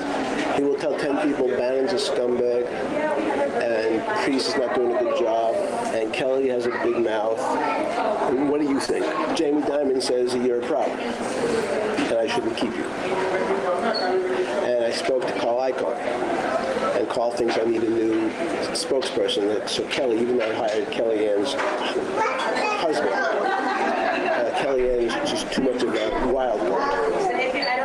And then he tells Bannon, I really want to keep you, but Kellyanne hates you. I have more than dozens. No, I want to hear him at the end. I probably have 100 hours of Epstein talking about the inner workings of the Trump White House and about his long-standing, deep relationship with Donald Trump. So that's pretty interesting. We hear from the he has a whole QAnon fan base. There is a certain high percentage of the Republican electorate that believes in QAnon, and a lot of QAnon believers have a lot of theories about Jeffrey Epstein. I mean, Jeffrey Epstein was friends with a lot of powerful people and was running a sexual abuse ring against minor girls. That very probably could have been an intelligence blackmail ring as well. Alex Acosta was told that he was intelligence. Jeffrey Epstein's biographer? I don't know how to call Ghislaine Maxwell associate provider. Paramour rapist helper? Yeah. Pimp. I looked this up. Her father was a big spy master for Mossad. Oh, 100%. The last person that talked to him was his lawyer. I forget what his last name is, but just happens to be Anthony Blinken's stepfather.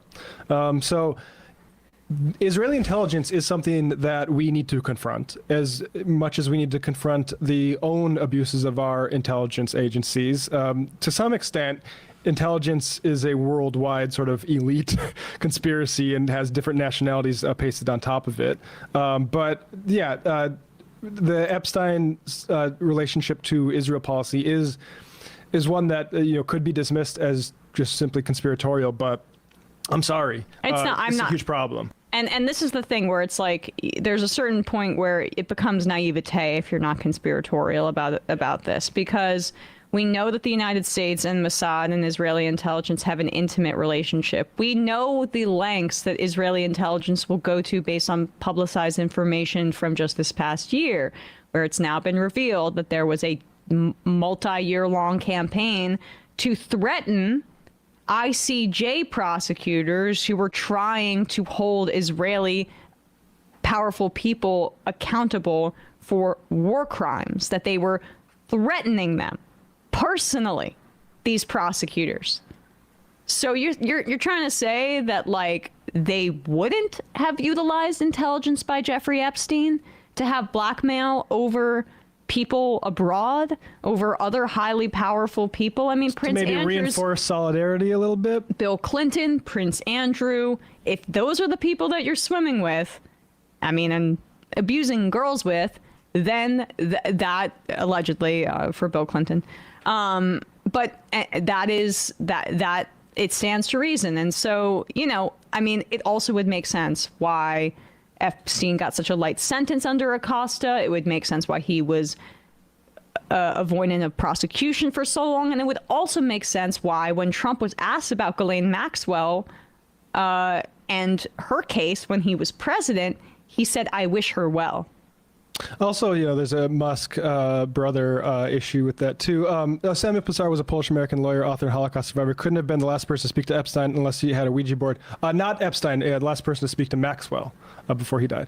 I can't remember the circumstance there, but you might look it up. But this painting Epstein had, and I don't want to put this all on the Democrats. Daily Beast just put this, released a huge thing too about apparently photographs. Maybe this is related to the Wolf stuff that showed Trump with in Epstein and like naked women on his lap and stuff like that. But this is also a real thing that Epstein had, which is a painting of Bill Clinton in a blue dress. And the thing about that's always upset me since 2008 now, is the sort of Clinton defenders that said like he just rode the plane. And maybe had some social, which is like, even if you buy that, which I am not going to just take that at face value, but whatever, grant that for just a second. What message does it send a victim of Epstein that Epstein can say, who was on this exact plane that you're having a horrible experience on? Yeah, Matt on point as usual. All right, let's go here and see the live Kornacki cam.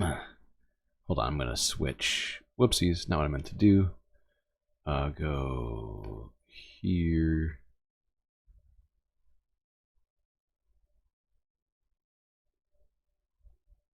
All right.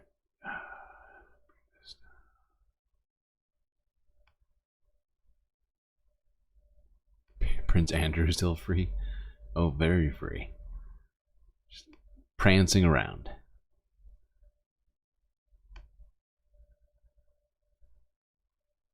That picture is hilarious.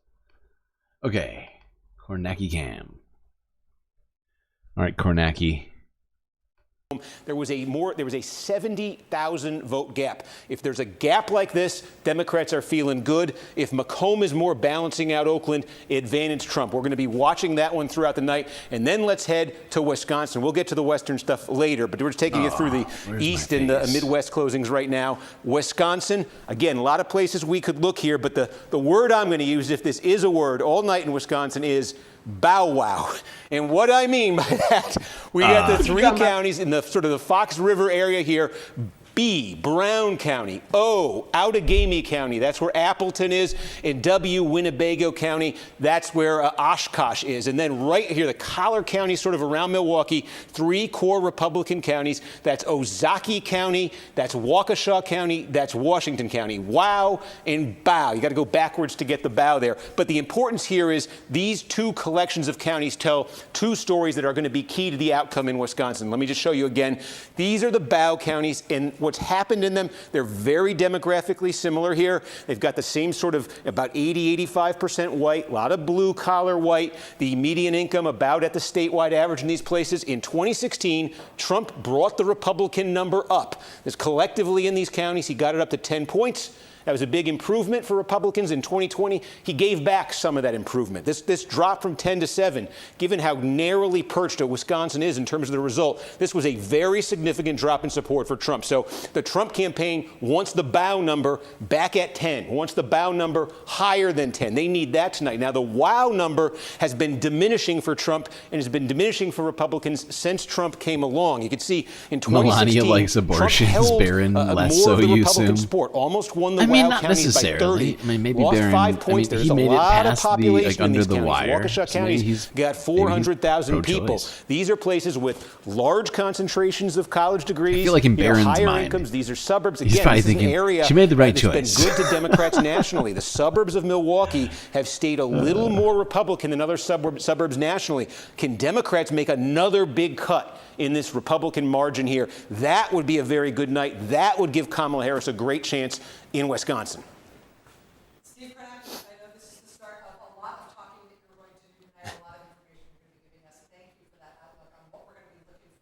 What are you saying over there? None of us can hear what you're saying. Yeah, cut to music. What the heck is going on here?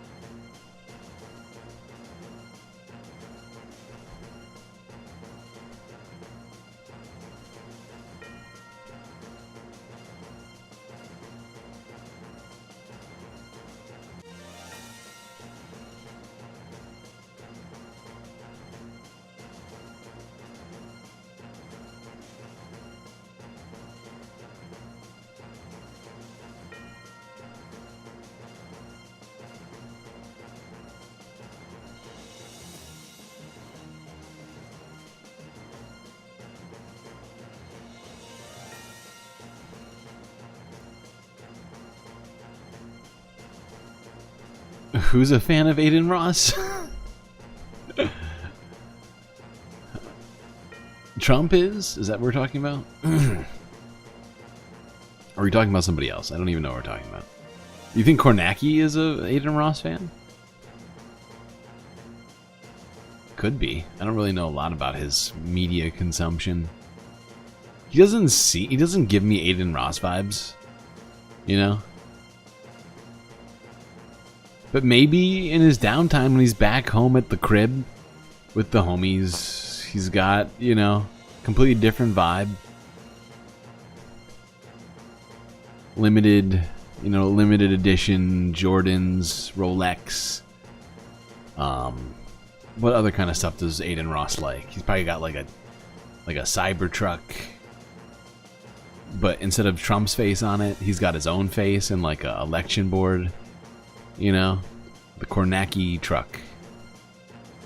The Cybernacki. Oh, it seems like the Cybernacki is having some serious problems, actually. They got, look at this, hold on.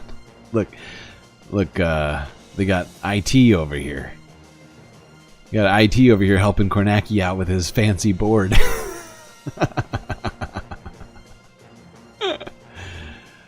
Is it working now? Is it working? Thrilling. It is thrilling music. You're right. I'm thrilled. I'm on the edge of my seat. I mean, all of us probably are to some degree. And I know I'm being somewhat droll, but you know, I too have the election anxieties just a little bit in there. The butterflies. Someone referred to them as big. Was it murder of crows in their stomach or something like that? I wouldn't go that far personally, but I'm certainly as focused in as seemingly many of you are. Kornacki is just given up. He's just walked away from the board. Kornacki, this is the Kornacki cam. How is it? What is this bullshit? We are paying for Kornacki cam and we're getting blank screen cam, bro. What is this? This is rude. This is what I have to say. Boo. Boo, Kornacki. Alright, fine. We'll find something else to do. Sorry, we're going back to my office. I'm sorry, but, you know, it's not my fault that MSNBC can't manage... Oh, wait, Kornacki's back. Wait, this could be a good sign. I was almost going to take us away, but... we got the Nacky. Ooh, and he's got a pen in his mouth? He looks like a real journalist right now. Multiple folders.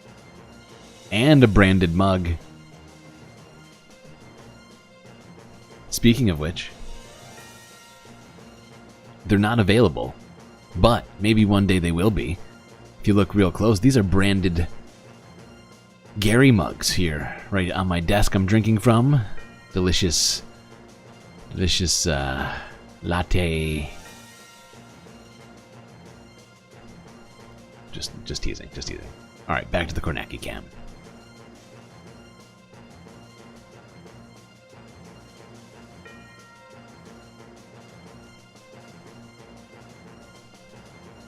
You think Kornacki seems too practical for that? You're talking about the Kornacki truck and the Rolex on the couch back at the crib?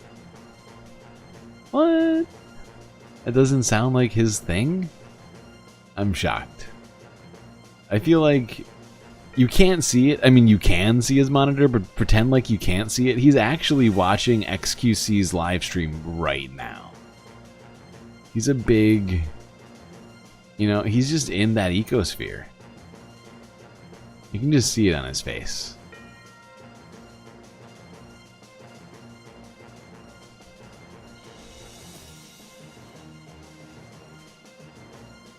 Come on, chat. We're here on the Kornacki camera right now, and come on in, chat. Everybody's gotta focus. If we don't get, okay, all right, I can't do an XCC impression. It's bad. It's a bad. I tried. I tried. It was mid.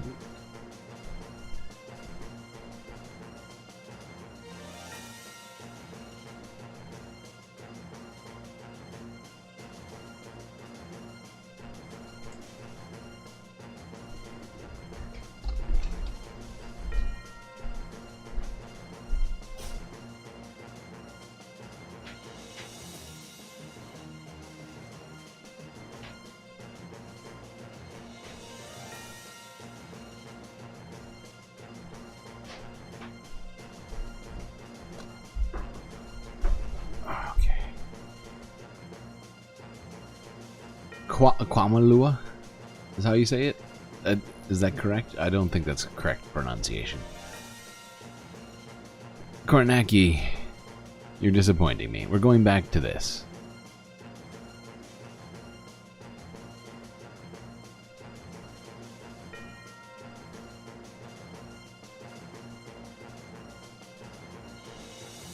Last week is these famous people. Right. Name them. Right. That's a intimidation factor. Oh yeah, and it's not just to put it on the Democrats. It's just to show how widespread this is. How widespread it is, and also, frankly, the conservative conspiracy theories have been all over. Conspiracies have been all over this. I think there's been a vacuum left in many ways by Democrats who don't want to piss off the Clintons to not go after this. Do you know bit about more. swaz It's a bit of a stickers? shame because, as I said at the start of this, Trump chartered Epstein's plane, and it could have been, I think, utilized to greater effect if it's a small thing. So I don't want to get too carried away with it. But yeah, you know, Donald There's not another plane you can take? Trump has been trying to avoid this topic. He's been quoted in the past saying that he knows Jeffrey likes young girls. Like Clinton, he's been trying to distance himself from Jeffrey Epstein. But unlike Clinton, there's like video of Trump partying. Yeah. No clear. So how does nothing he get clear away yet. with it? And well, this is what the you attack Democrats people on your weakness. What's not looking good and is it's a pretty Kornacki. common, political strategy. Kornacki Jeffrey Epstein set isn't Elon saying Musk's brother anything up with a right now. girlfriend in effort to get close to Tesla founder, sources say. Well, anyway, He's just standing there. Just He fascinating had people stuff, come and we will look at his see if we get a Zoll little bit more information on that Kornacki front. setup. And I do wonder what he had on Trump, because I would guess he had something. But there's a lot of things that were seized. He's still and be nice to just know exactly what giving was us his the content of back. those How seizures. dare he? I just had I remembered, and Jeet brought up Roy Cohn. Roy Cohn used to record everybody and have wild sex parties and use that for blackmail as well. I mean, Roy Cohn, just former another That was his thing mentor. You've reminded me of lead is this is the thing lead hoteliers counsel do on McCarthy throughout history. Oh, like yeah. even during the Civil Trials. War, like hotels in say like Middle Ground or whatever were big sources of espionage, and people who run hotels that could say maybe we install a listening device like say Russia supposedly could do to lots of people. Like that's just a thing. Hotels, elite hotels are in the intelligence or counterintelligence business. What about? Did you ever read anything about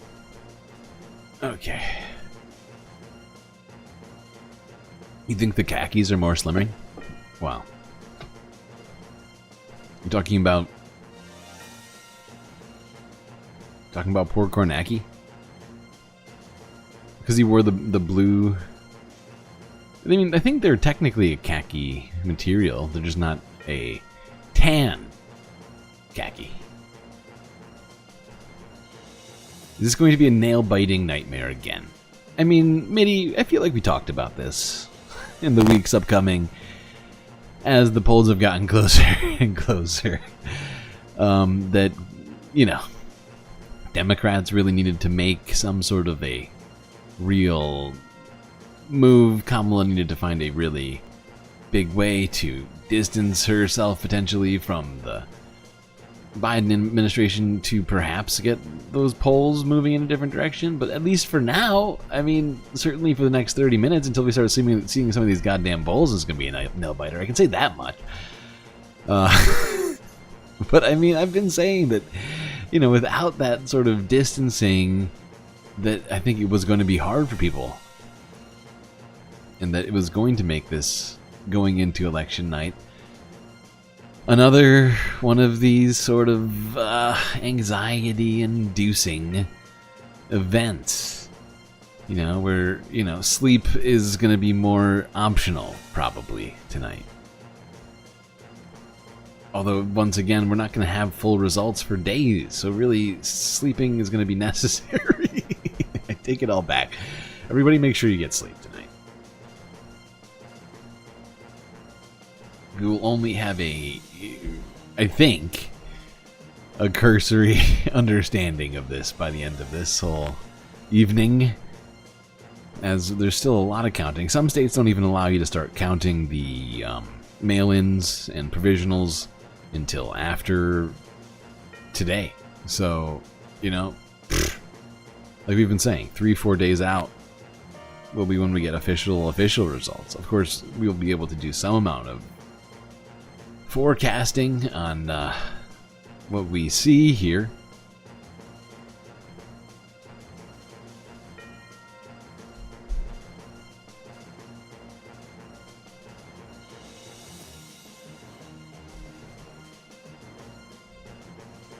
But yeah, no, I mean, we've been watching the polls get tighter and tighter over the last, you know, really 2 months, ever since slightly less, month and a half, like, right, like after September, third week in September, right, I would say is when we started seeing those boosts in the polls that Kamala had gotten from the first and only presidential debate between her and Trump sort of start to wane to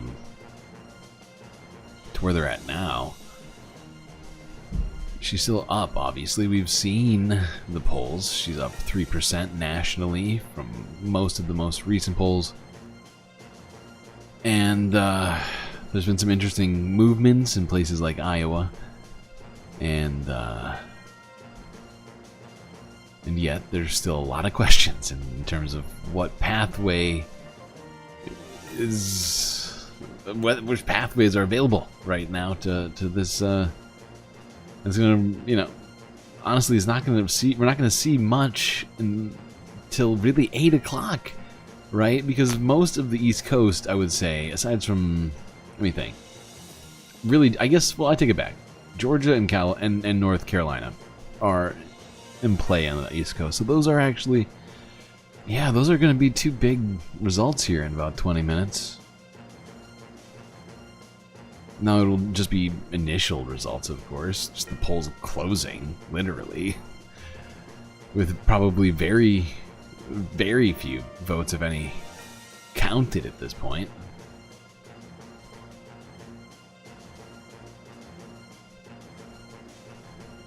Come on, Kornacki. Did we not have this set up beforehand? What's going on? Are we literally watching Kornacki fall apart right now in front of our very eyes? Why is this not ready right now? We're 22 minutes away and he's entering these these districts in one by one. This guy is not giving me a ton of confidence right now.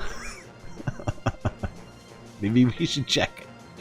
Maybe we should check one of the other streams. Do I have another window open? Oh, it's this. Here, I'll do this. And then...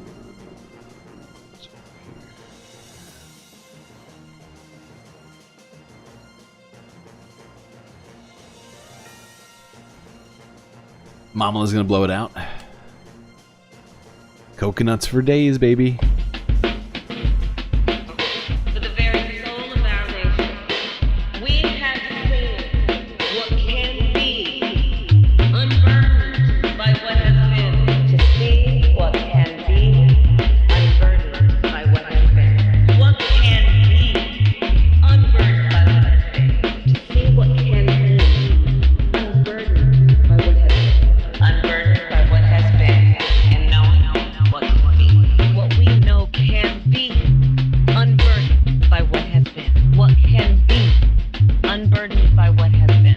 An America that we know can be, unburdened by what has been. To know what can be, unburdened by what has been. You see what can be, unburdened by what has been. To see what can be, unburdened by what has been. The courage to see what can be, what should be, unburdened by what has been.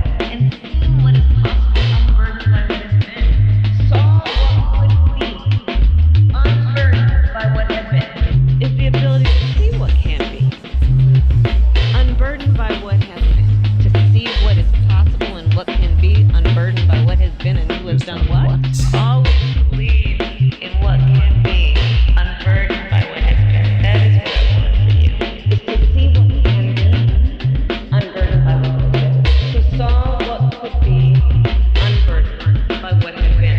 To saw what could be, unburdened by what has been. To see what can be, unburdened by what has been. To see what can be, unburdened by what has been. To see what is possible and what can be, unburdened by what has been. To see what can be, unburdened by what has been. We see what can be, unburdened by what has been. The ability to see what can be, unburdened by what has been. A future unburdened by what had been. The ability to see what can be, unburdened by what has been. To see what is possible. It looks like Harris's campaign rally. So yeah, I guess there's two rallies here. One Trump rally, one Harris one. This one appears to be in Philadelphia. I can't tell where this Trump rally is. This is inside, shockingly. Even though he's constantly doing these outside rallies. This is difficult to find venues. I'd like to host him. Apparently they saved the budget enough for the final push.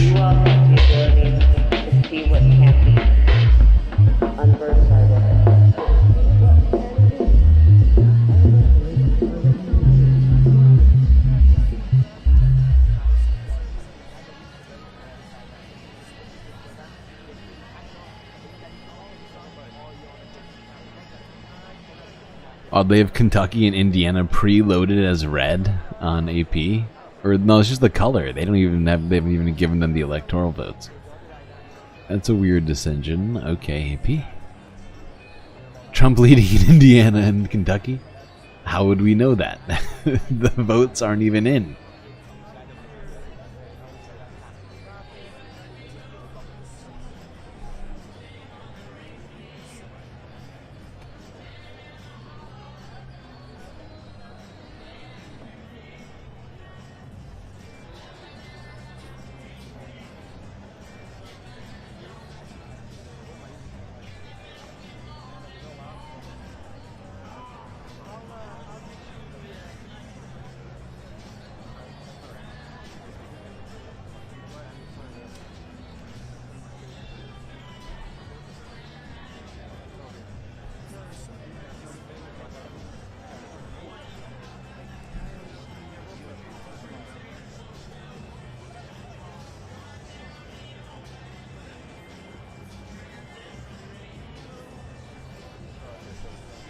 Kornacki cam?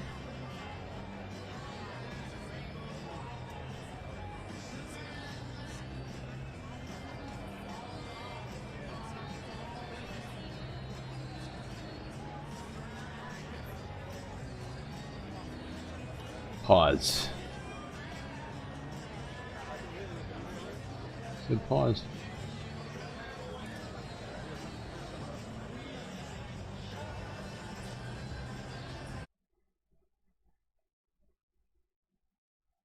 Kornacki's back. Mail-in vote, that's going to be the most Democratic friendly, but now they're getting into the same day vote, it appears, too, which is the more Republican friendly we expect. So you're getting more of a mix in here. Now the significance of this is we don't think Indiana's up for grabs, but Harris is leading by one, wow. about 60%. What just happened to the sound? See if you were watching earlier, this might look familiar. Kornacki is Vader. County in the Trump era. I'll be using the term Trump era. Darth Kornacki. 2016 to the present, because 2012 is the last pre-Trump era presidential election we had. Mitt Romney was the Republican nominee, and Romney, like all Republicans before, used to absolutely clean the Democrats' clocks in the Hamilton County. This is a big, growing. There's a disturbance in the electoral politics. This has the highest level of educational attainment, meaning the highest concentration of voters with four-year degrees or beyond. Again, we've been talking about these as Trump-hostile, Democratic-friendly voters. That's what you've been seeing. Romney by 34, 2012. Trump only by 19 in 2016. Look at that slippage. Last time around, look how close the Democrats, they got it down to 7.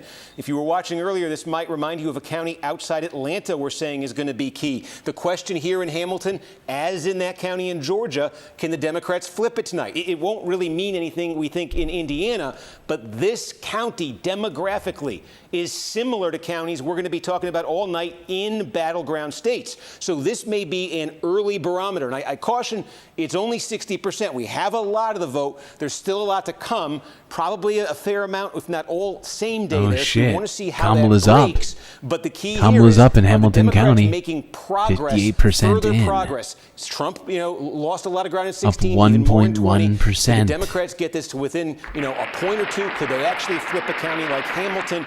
If they do, and this may be overtaken by Georgia soon, but we're keeping an eye on these next few minutes because this could be a test of what's to come in some of those other counties. I mentioned Fayette County, outside Atlanta, a lot of similarities between here and there. The corn cam. The Robo-Kornacki. The Robonacki. We can call it up right now, as a matter of fact. And that's the Hamilton County governor's race, not surprisingly. So, yeah, you've got 50. This is the first time I'm seeing it, actually. But Mike Braun, the senator, leading the Democrat here by 15 points. Just so we can compare that to the presidential race. So you got 15 there for Braun. And he's running about 4 points behind Trump's number statewide right now, which, again, given where the expectations are, we'll see where it shakes out in Indiana, but given where the expectations are, the Democrats would probably need more separation from the Trump-Harris race if they're going to win Indiana than 4 points.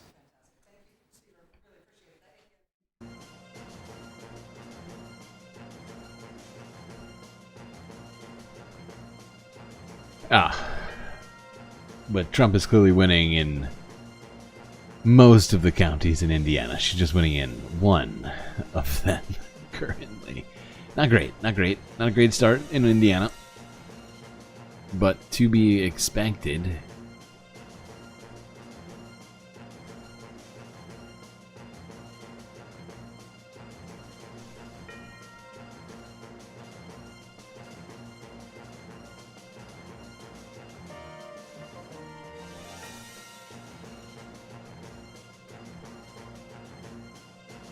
Hold on, I'm going to go back to my office for 2 seconds.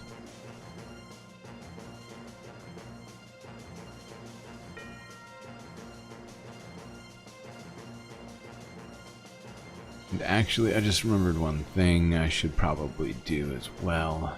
It's probably not helping.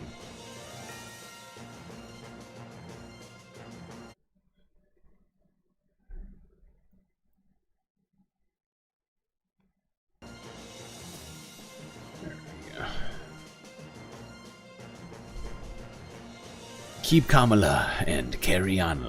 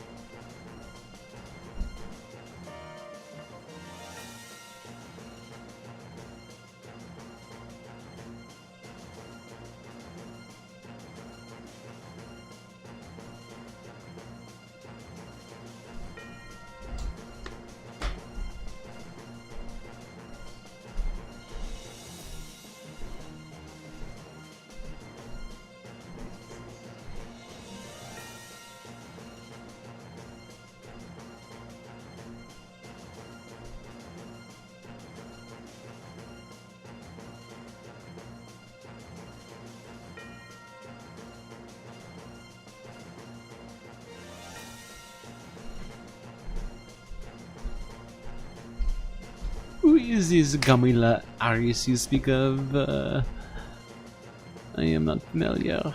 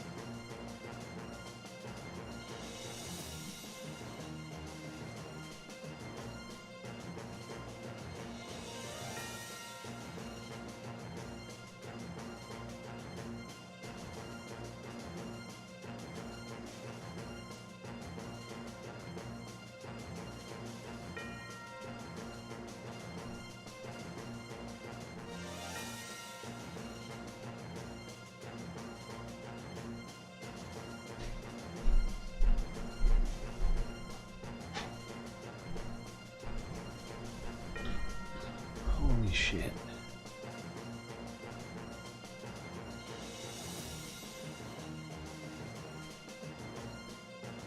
What is going on here? It's really lagging again. Really bad. Hold on.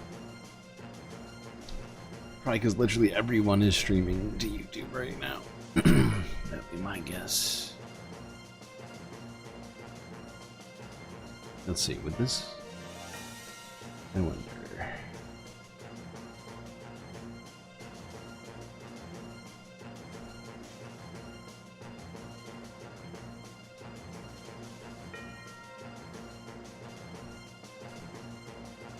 Maybe this will fix it. Fingers crossed, everybody.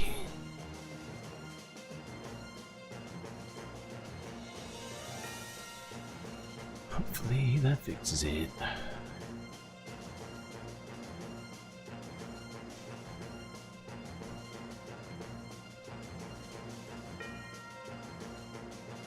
have to go look for your missing car key right now. Jeez. It does look better.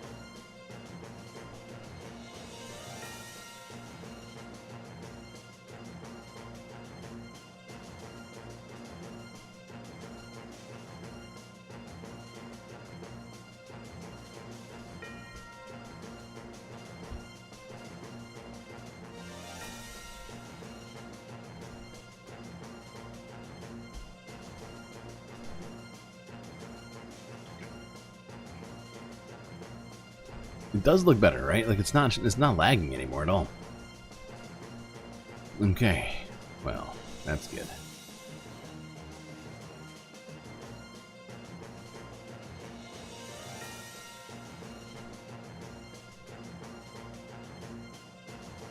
Poll closing in... First poll closing in 4 minutes and 44 seconds. That's coming in quick.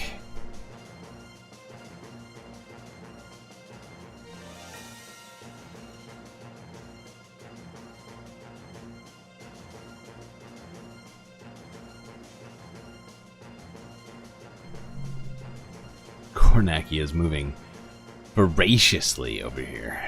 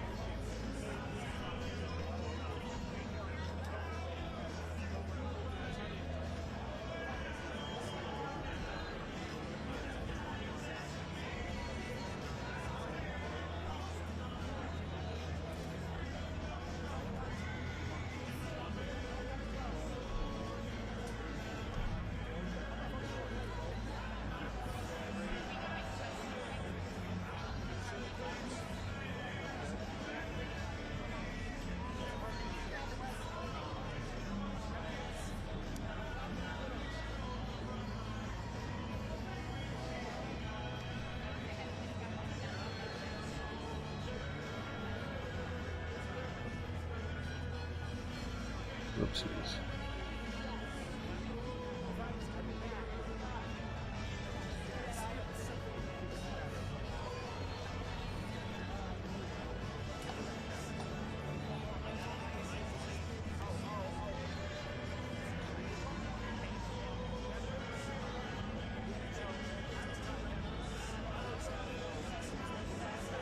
Wow, there's 100,000 people watching the Kornacki cam right now. Insane. Fucking insane.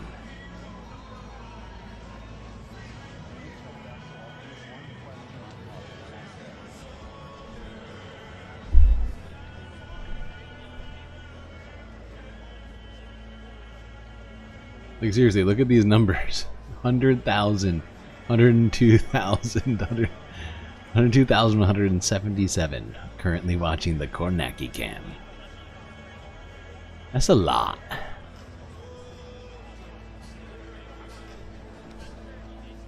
That is a lot, a lot, a lot.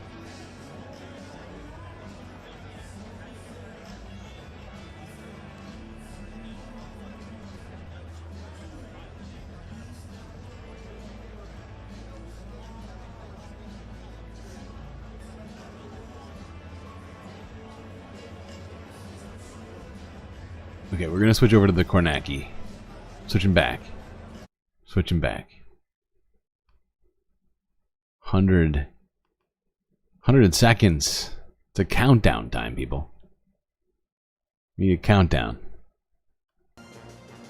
55, 54, 53, 52, 51, 50, 49, 48, 47, 46, 45, 44, 43, 42, 41, 40, 39, 38, 37, 36, 35, 34, 33, 32, 31, 30, 29, 28, 27, 26, 25, 24, 23, 22, 21, 20, 19, I know how to count, 18, 17, 16, 15, 14, 13, 12, 11, 10, 9, 8, 7, 6, 5, 4, 3, 2, 1.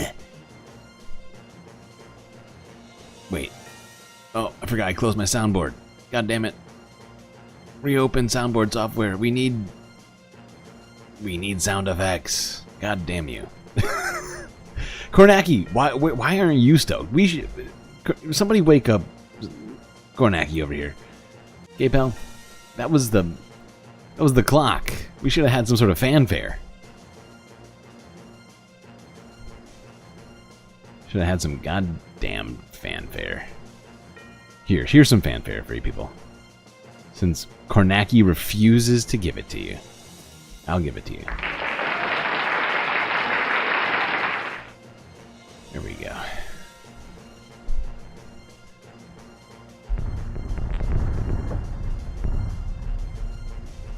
I know that GNN is an air. I think it's Hindu. I think it's Hindu. I think it's Indian. I could be wrong about that. I could have sworn it was in Hindu and Indian channel or Pakistani. Same language.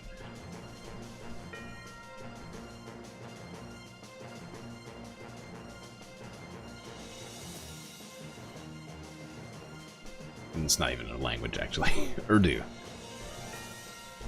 and Hindu, but they're very, very, very, very similar.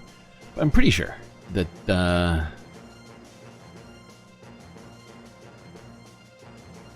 pretty sure. I'd have to look it up now. Now you got me thinking. Maybe I could be wrong. I'm too focused in. I'm trying to get Kornacki to wake up. I'm not sure what to do. Should I yell? Ah!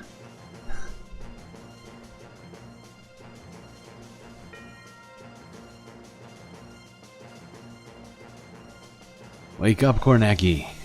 Give us the results. He must be able to see how many people are watching right now, right? I think he's got like 100. Hold on, I gotta look again. I don't want to be wrong. I'm pretty sure it's like 125,000 now. I've lost it. Where is it? Where's the number? No, 102,000? 102,000. It's a lot of people, so.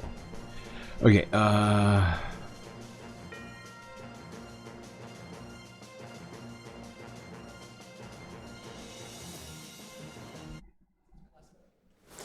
Yeah, so what's about to happen here in Georgia is that by this new state law, every early vote from every county has to be reported out in the 7 to 8 o'clock hour. The early vote is more than 4 million votes. We know that. It's about 80% of all the votes. So we're just waiting. This could start lighting up any second if it goes to plan. While we wait for that, I do want to show you Florida, because Florida is a state that counts super fast. And while we don't think of Florida as that competitive tonight, one that we wanted to look at, and I wanted to flag, is right here. This is Osceola County. This is a biggie just south of Orlando.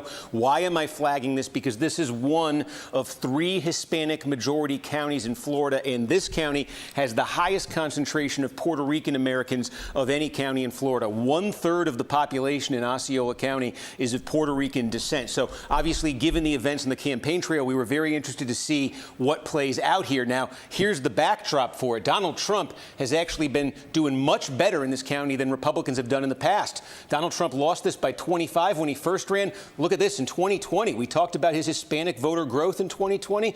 A 25-point deficit became a 14-point loss. This was one of his biggest leaps in Florida. What you're looking at here is even closer right now with the vote that we're looking at in Osceola. Now take this one step further. What we get in Florida in these initial batches is the early vote.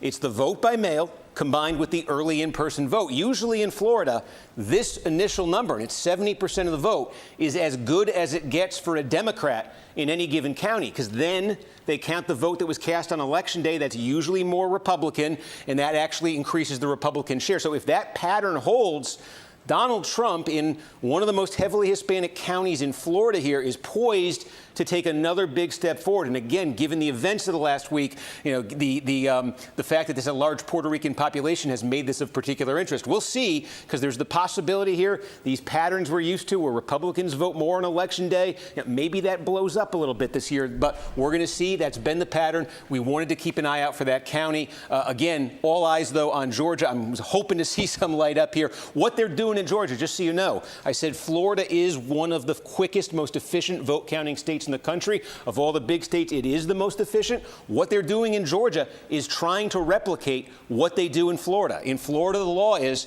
half an hour after poll close, all the early vote reported out. In Georgia, it's now 1 hour, all reported out. So you see how fast it starts coming in Florida. That's the aim of this law that they're first time it's been in effect here. That's the aim of this law in Georgia tonight. Look, we're about 5 minutes past 7, nothing yet. But again, if it goes to plan, we're going to get a lot fast here. He's running on fumes, you think? He's got to have something in that cup. Liquid meth, I assume. Illegal.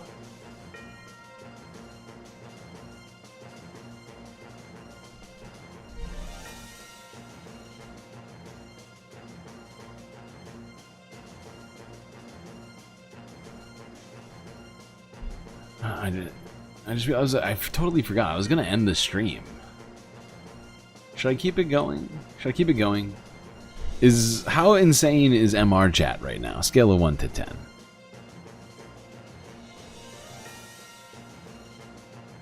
It's not even live. Oh my god, there's 6.2 thousand waiting. Holy shit.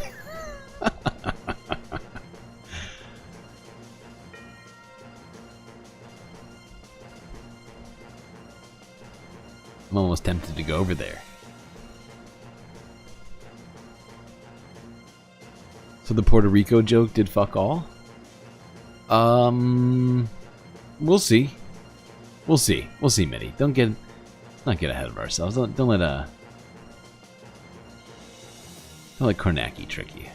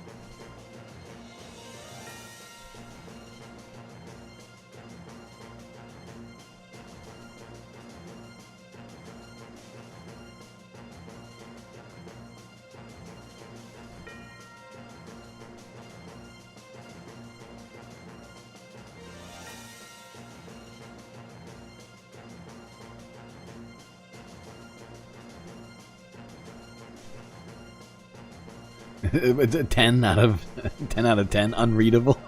All right, I'll keep this open just because I feel like everybody needs a place to go to get away from the absolute mayhem that I think we all know MR chat is gonna be. But maybe we'll watch it. Maybe we'll watch MR while we're doing all of this. Oh yeah, the chat's already open. Chat's definitely open, PB. Also, it's super weird to just see you as a purple circle with the PB, not gonna lie. Where's the bird? What's going on? Are you banned too? Is everybody blocked from using their normal accounts right now? Like, what the hell's going on?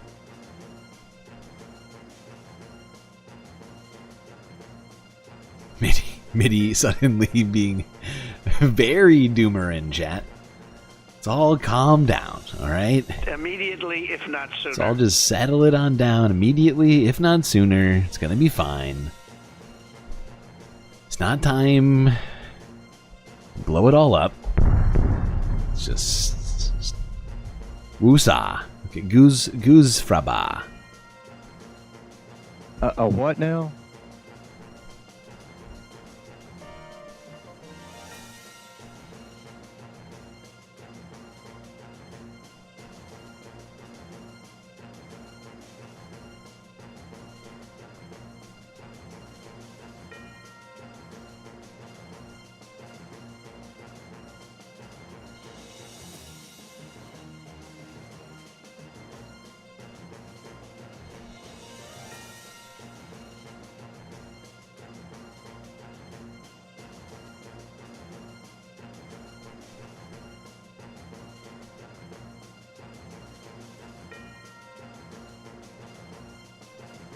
I think every person on Earth is streaming right now.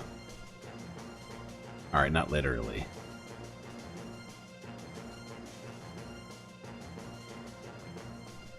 Restream the MR here. Alright, yeah, I think that seems reasonable. Whenever the MR decides to go live.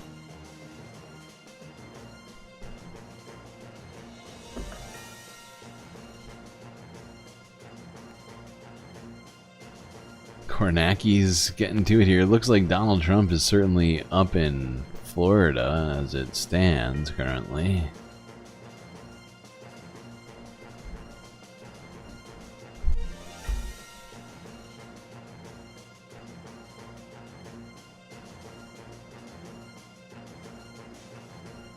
What is this?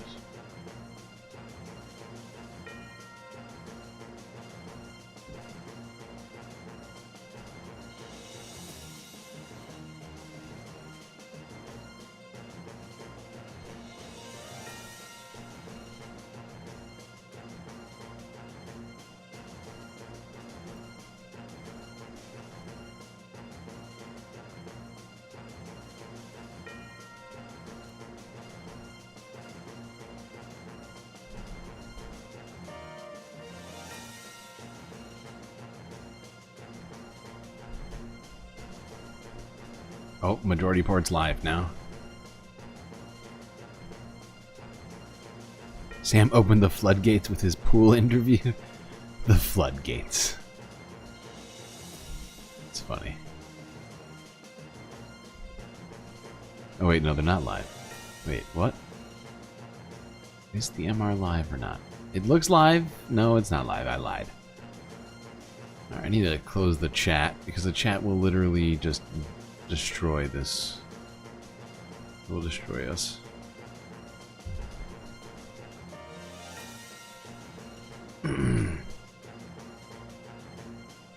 Okay. Well, I've got the MR ready, queued up. We will stay here focused on the Kornacki cam for now.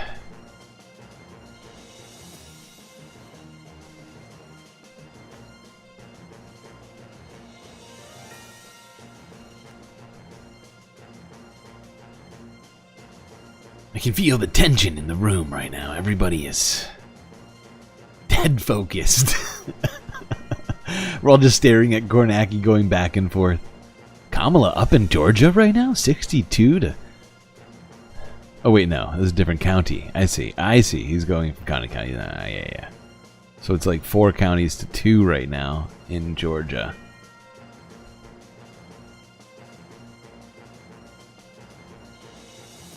Oh, a bunch more results just came in.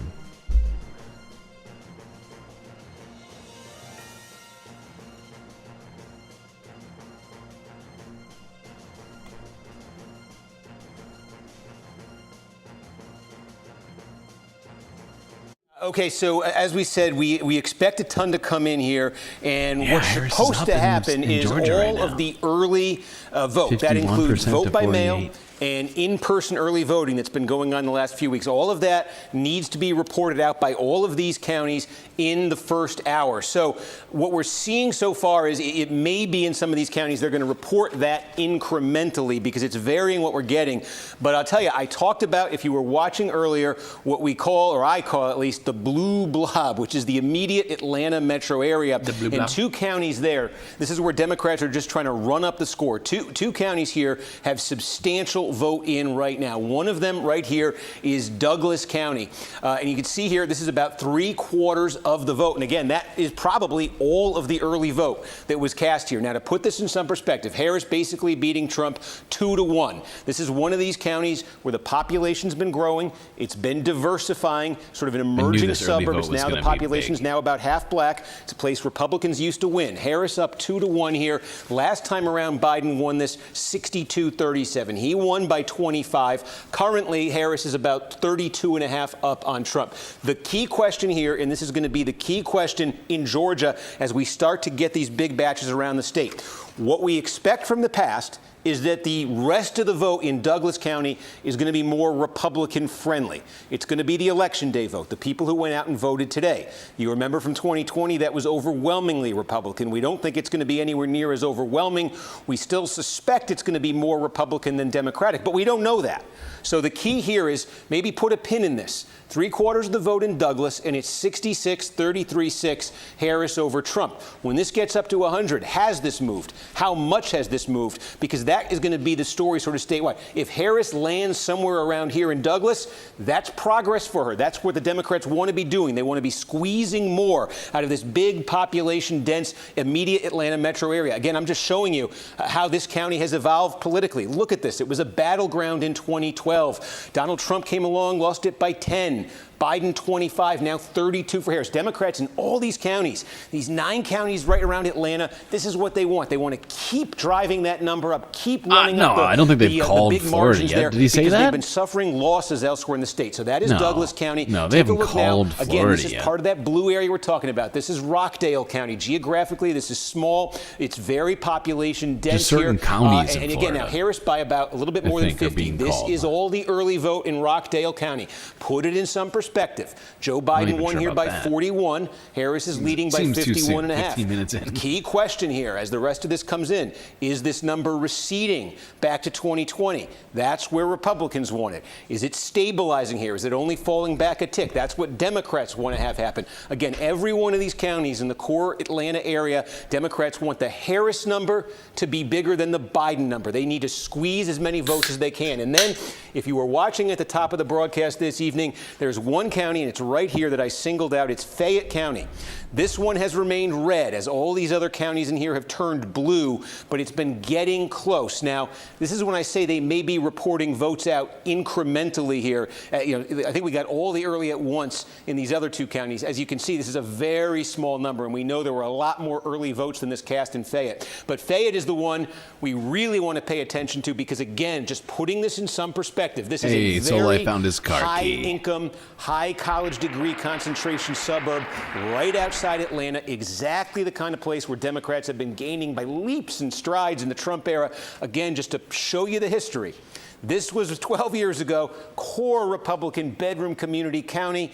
Trump comes along, look at that Republican margin drop, look at it drop further. Democrats want to be flipping this county tonight. We only have 6%. We need a lot more vote here, but this one we're going to keep looking at because I think it's a test for more broadly how the night might be going for Democrats in Georgia. Just taking a look here, we can go to the far north to seeing what's in. These are the far northern part of the state. This is the most overwhelmingly Republican part of Georgia. So the question for Trump here, he's going to be winning these counties with 75, 80% of the vote. Trump just does not want to have slippage of, 2-3 points even in these places from what he got in 2020. So let's just take a look here. Again, this is relatively small, but this is Let us okay. look. Trump got Come on, 81.3. Kornacki. Oh, he lost a point?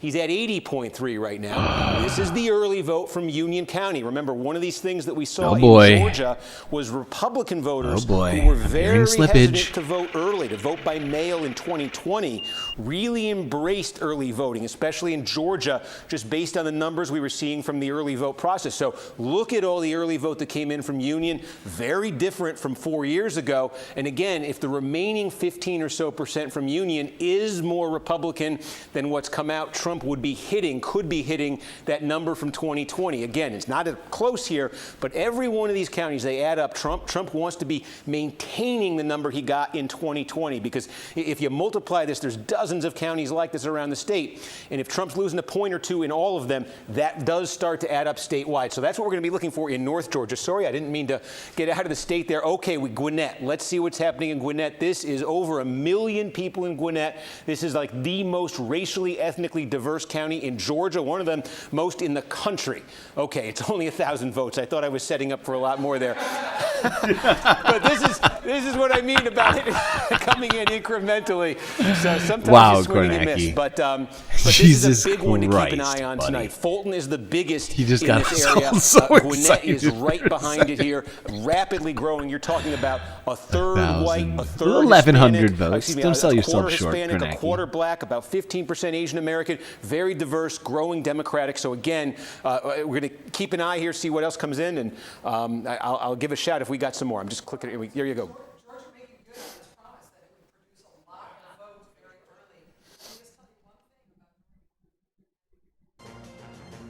Back to the music, okay. I'm shocked that the MR hasn't started. 20 minutes past 7 o'clock right now. Maybe we should tell some MR people to come over here. Okay, no, it's ridiculous. The second we do that, it'll start, and then it'll be idiotic. Don't do it. You see 460? 485 subs. 485? That sounds crazy.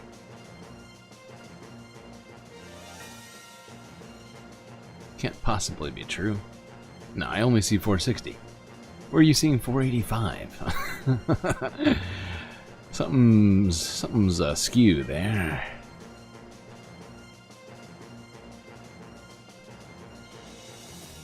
We are getting very close, though. We got 20 this stream. We got 20 yesterday off of my recent clips of the pool cedar debate.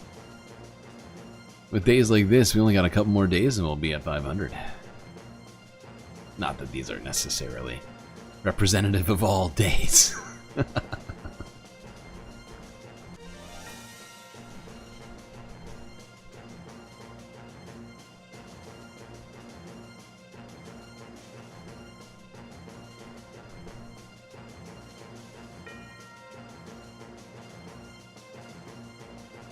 The big ones are going to take the longest.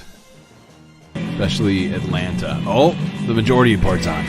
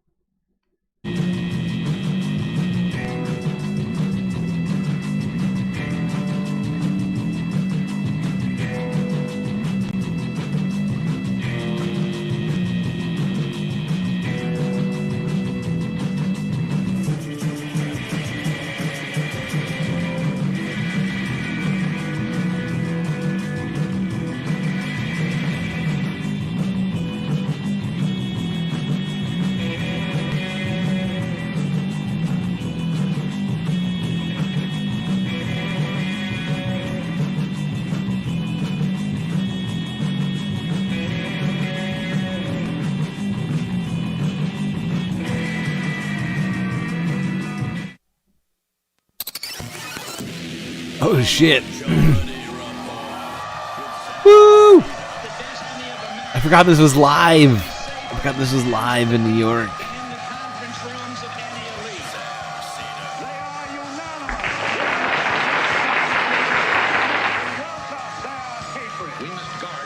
I can see too much of Bradley. I can see his entire torso. It's off-putting. Usually I can only see like a side of him, like half of his half, and that's, I mean, wow. It is still Tuesday. Oh, I forgot to do.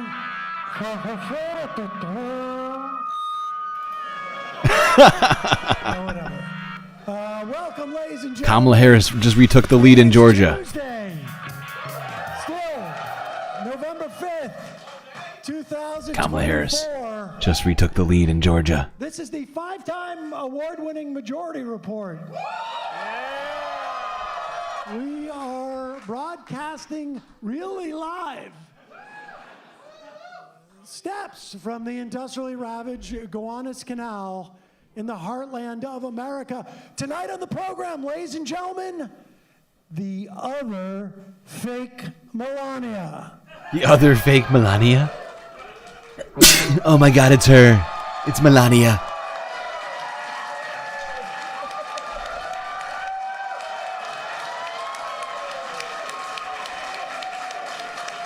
It's fine. You've already fulfilled your contractual obligations. You don't have to tell them about your abortion stance. Emma's idea? That was not my I love the idea, jacket. guys. It's a great jacket. Oh shit. Emma did not want to do that. Emma nearly destroyed her laptop just now.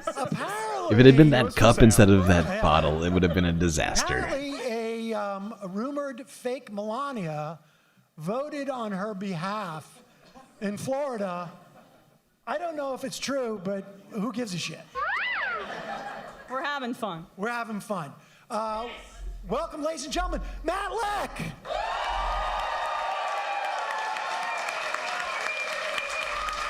Bradley Alsop.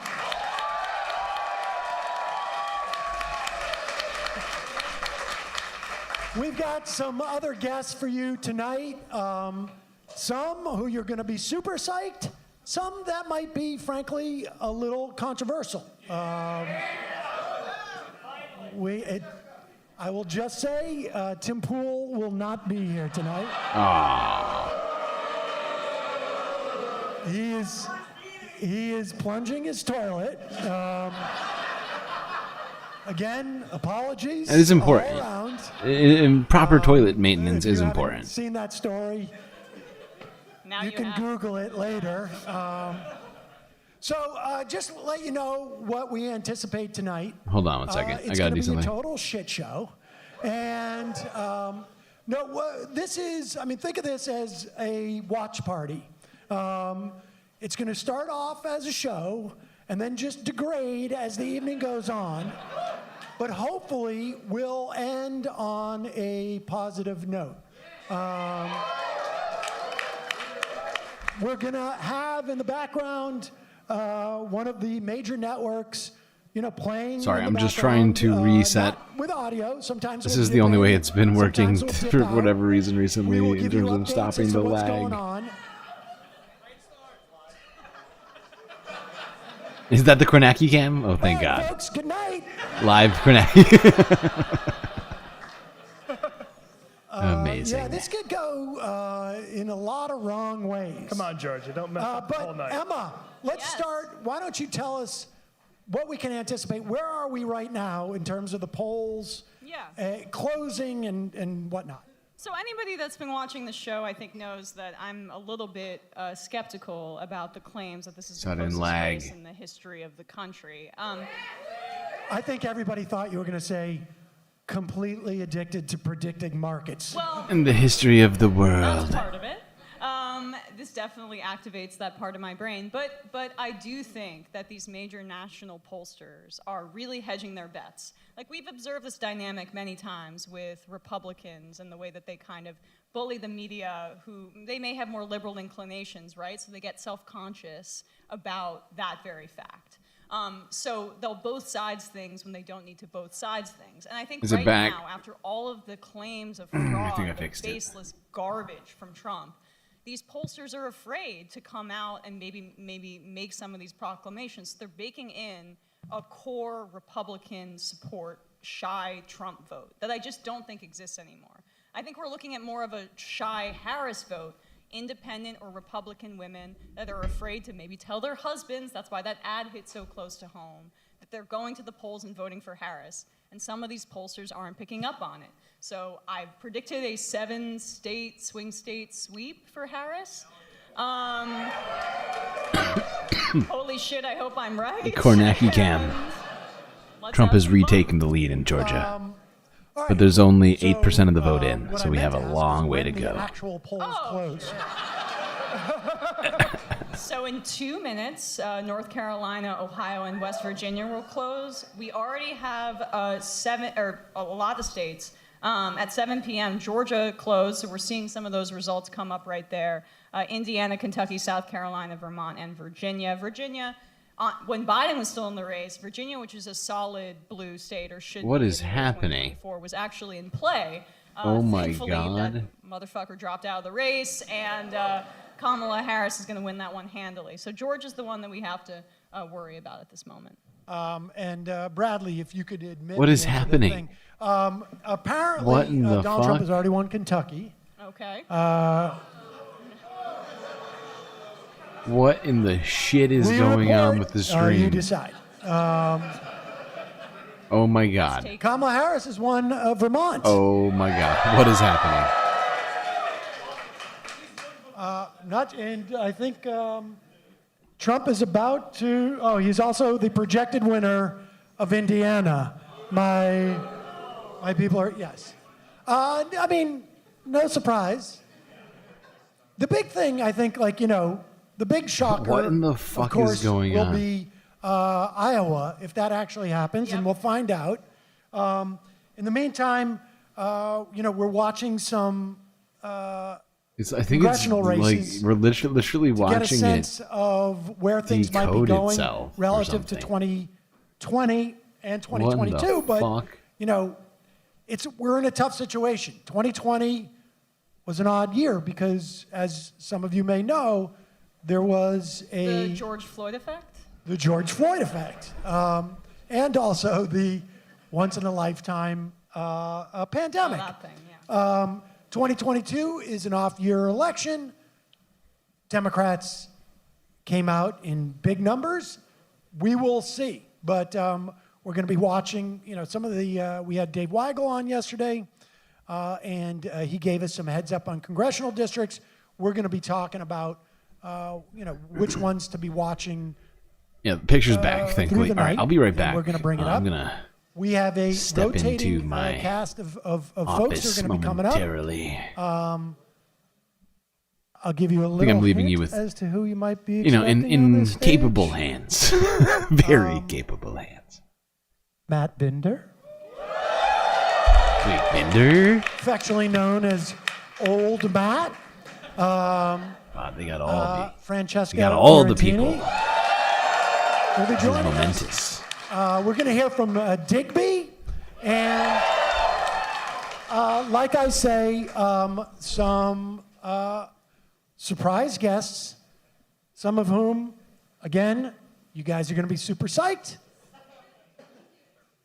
One or two, maybe a little controversial. We'll hold off on that for the time being. Also, you will notice right in front of us, there is we forgot to set that thing up too. We'll do that. This will maybe keep track of the Electoral College. As of now, it's not. But this whiteboard in front here, and if you can't see it, feel free, take your time. One point over the course of the evening, a lot of people, if you want to get up and stretch at any point, do not hesitate.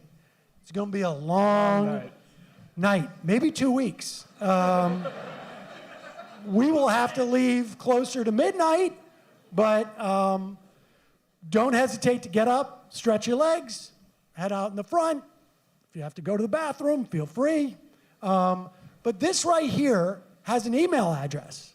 Now, it's a secret email address, so I'm not going to say it out there because we are broadcasting live to the rest of the country, care of Sunset Lake. Sunset Lake, Sebede.com. Favorite sponsor. They are one of our sponsors tonight. I will mention that in a moment.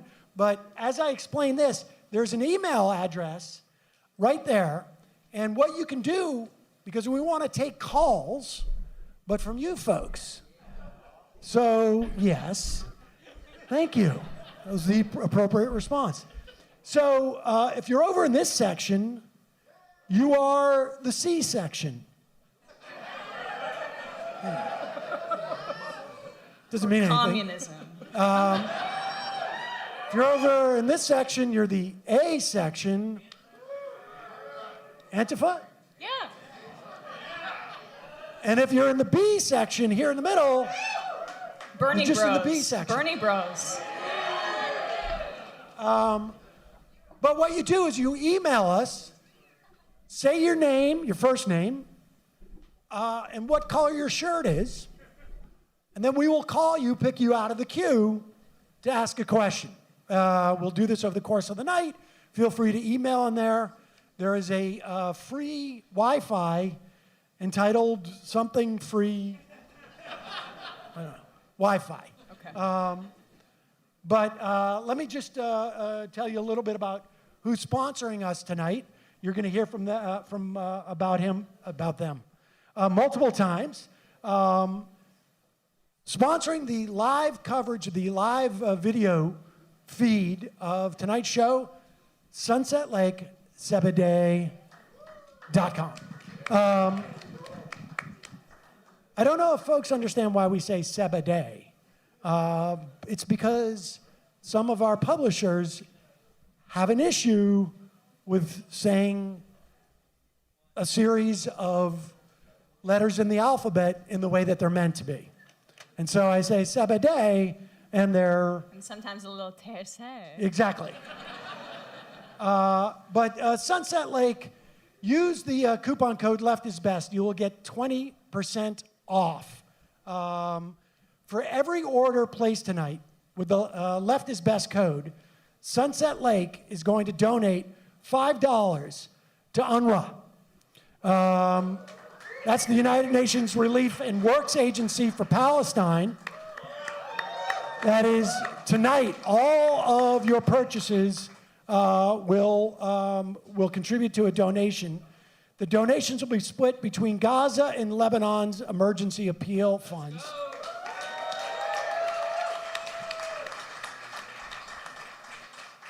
And I should say, separately, we're going to be donating also to some Gaza relief funds. And at one point, we're going to put up the bakery from the family that we had introduced you to. We've been making food for other Gazans. But we'll do that a little bit later. But here's how it works. If you visit sunsetlakesebede.com tonight, place an order with Left is Best code.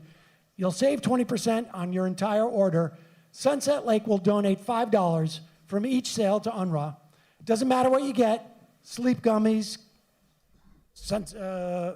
fudge, tinctures, smokables, whatever it is, even one of their stylish hats.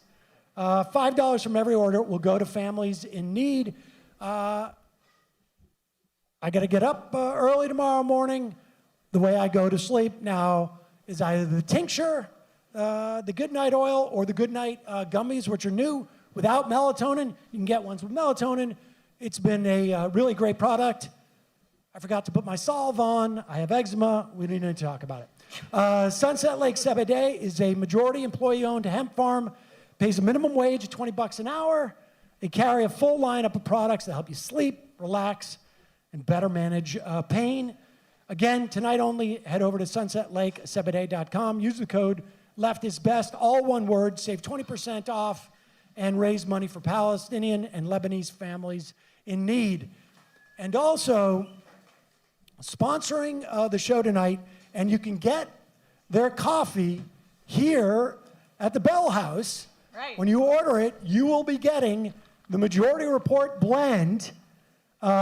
Just Coffee has supported this program since day one. In fact, even when this program was not even a fetus, back when we were Break Room Live with Mark Maron, this coffee company, JustCoffee.coop, supported us. They're a co-op in Madison. You hear about businesses having values. Most of those values suck. For JustCoffee.coop, you are supporting a company that is a co-op. It supports democracy in the workplace. It also supports its growers in a way that no other coffee roaster does. If their farms are in trouble, they help them out. Just Coffee is a B Corp, and the ingredients, just one ingredient, that is organic coffee. And move the Kornacki cam. They have single origin. They have something like the Majority Report blend. And you can check out their coffee tracker. Customers can plug in the 5-digit code on the bottom of the bag. This one is 42125.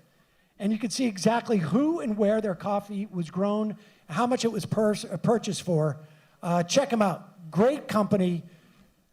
I've said this before a bunch of times, but I just remember when these guys came out, gave free coffee to marchers in Madison, Wisconsin. I'll never forget.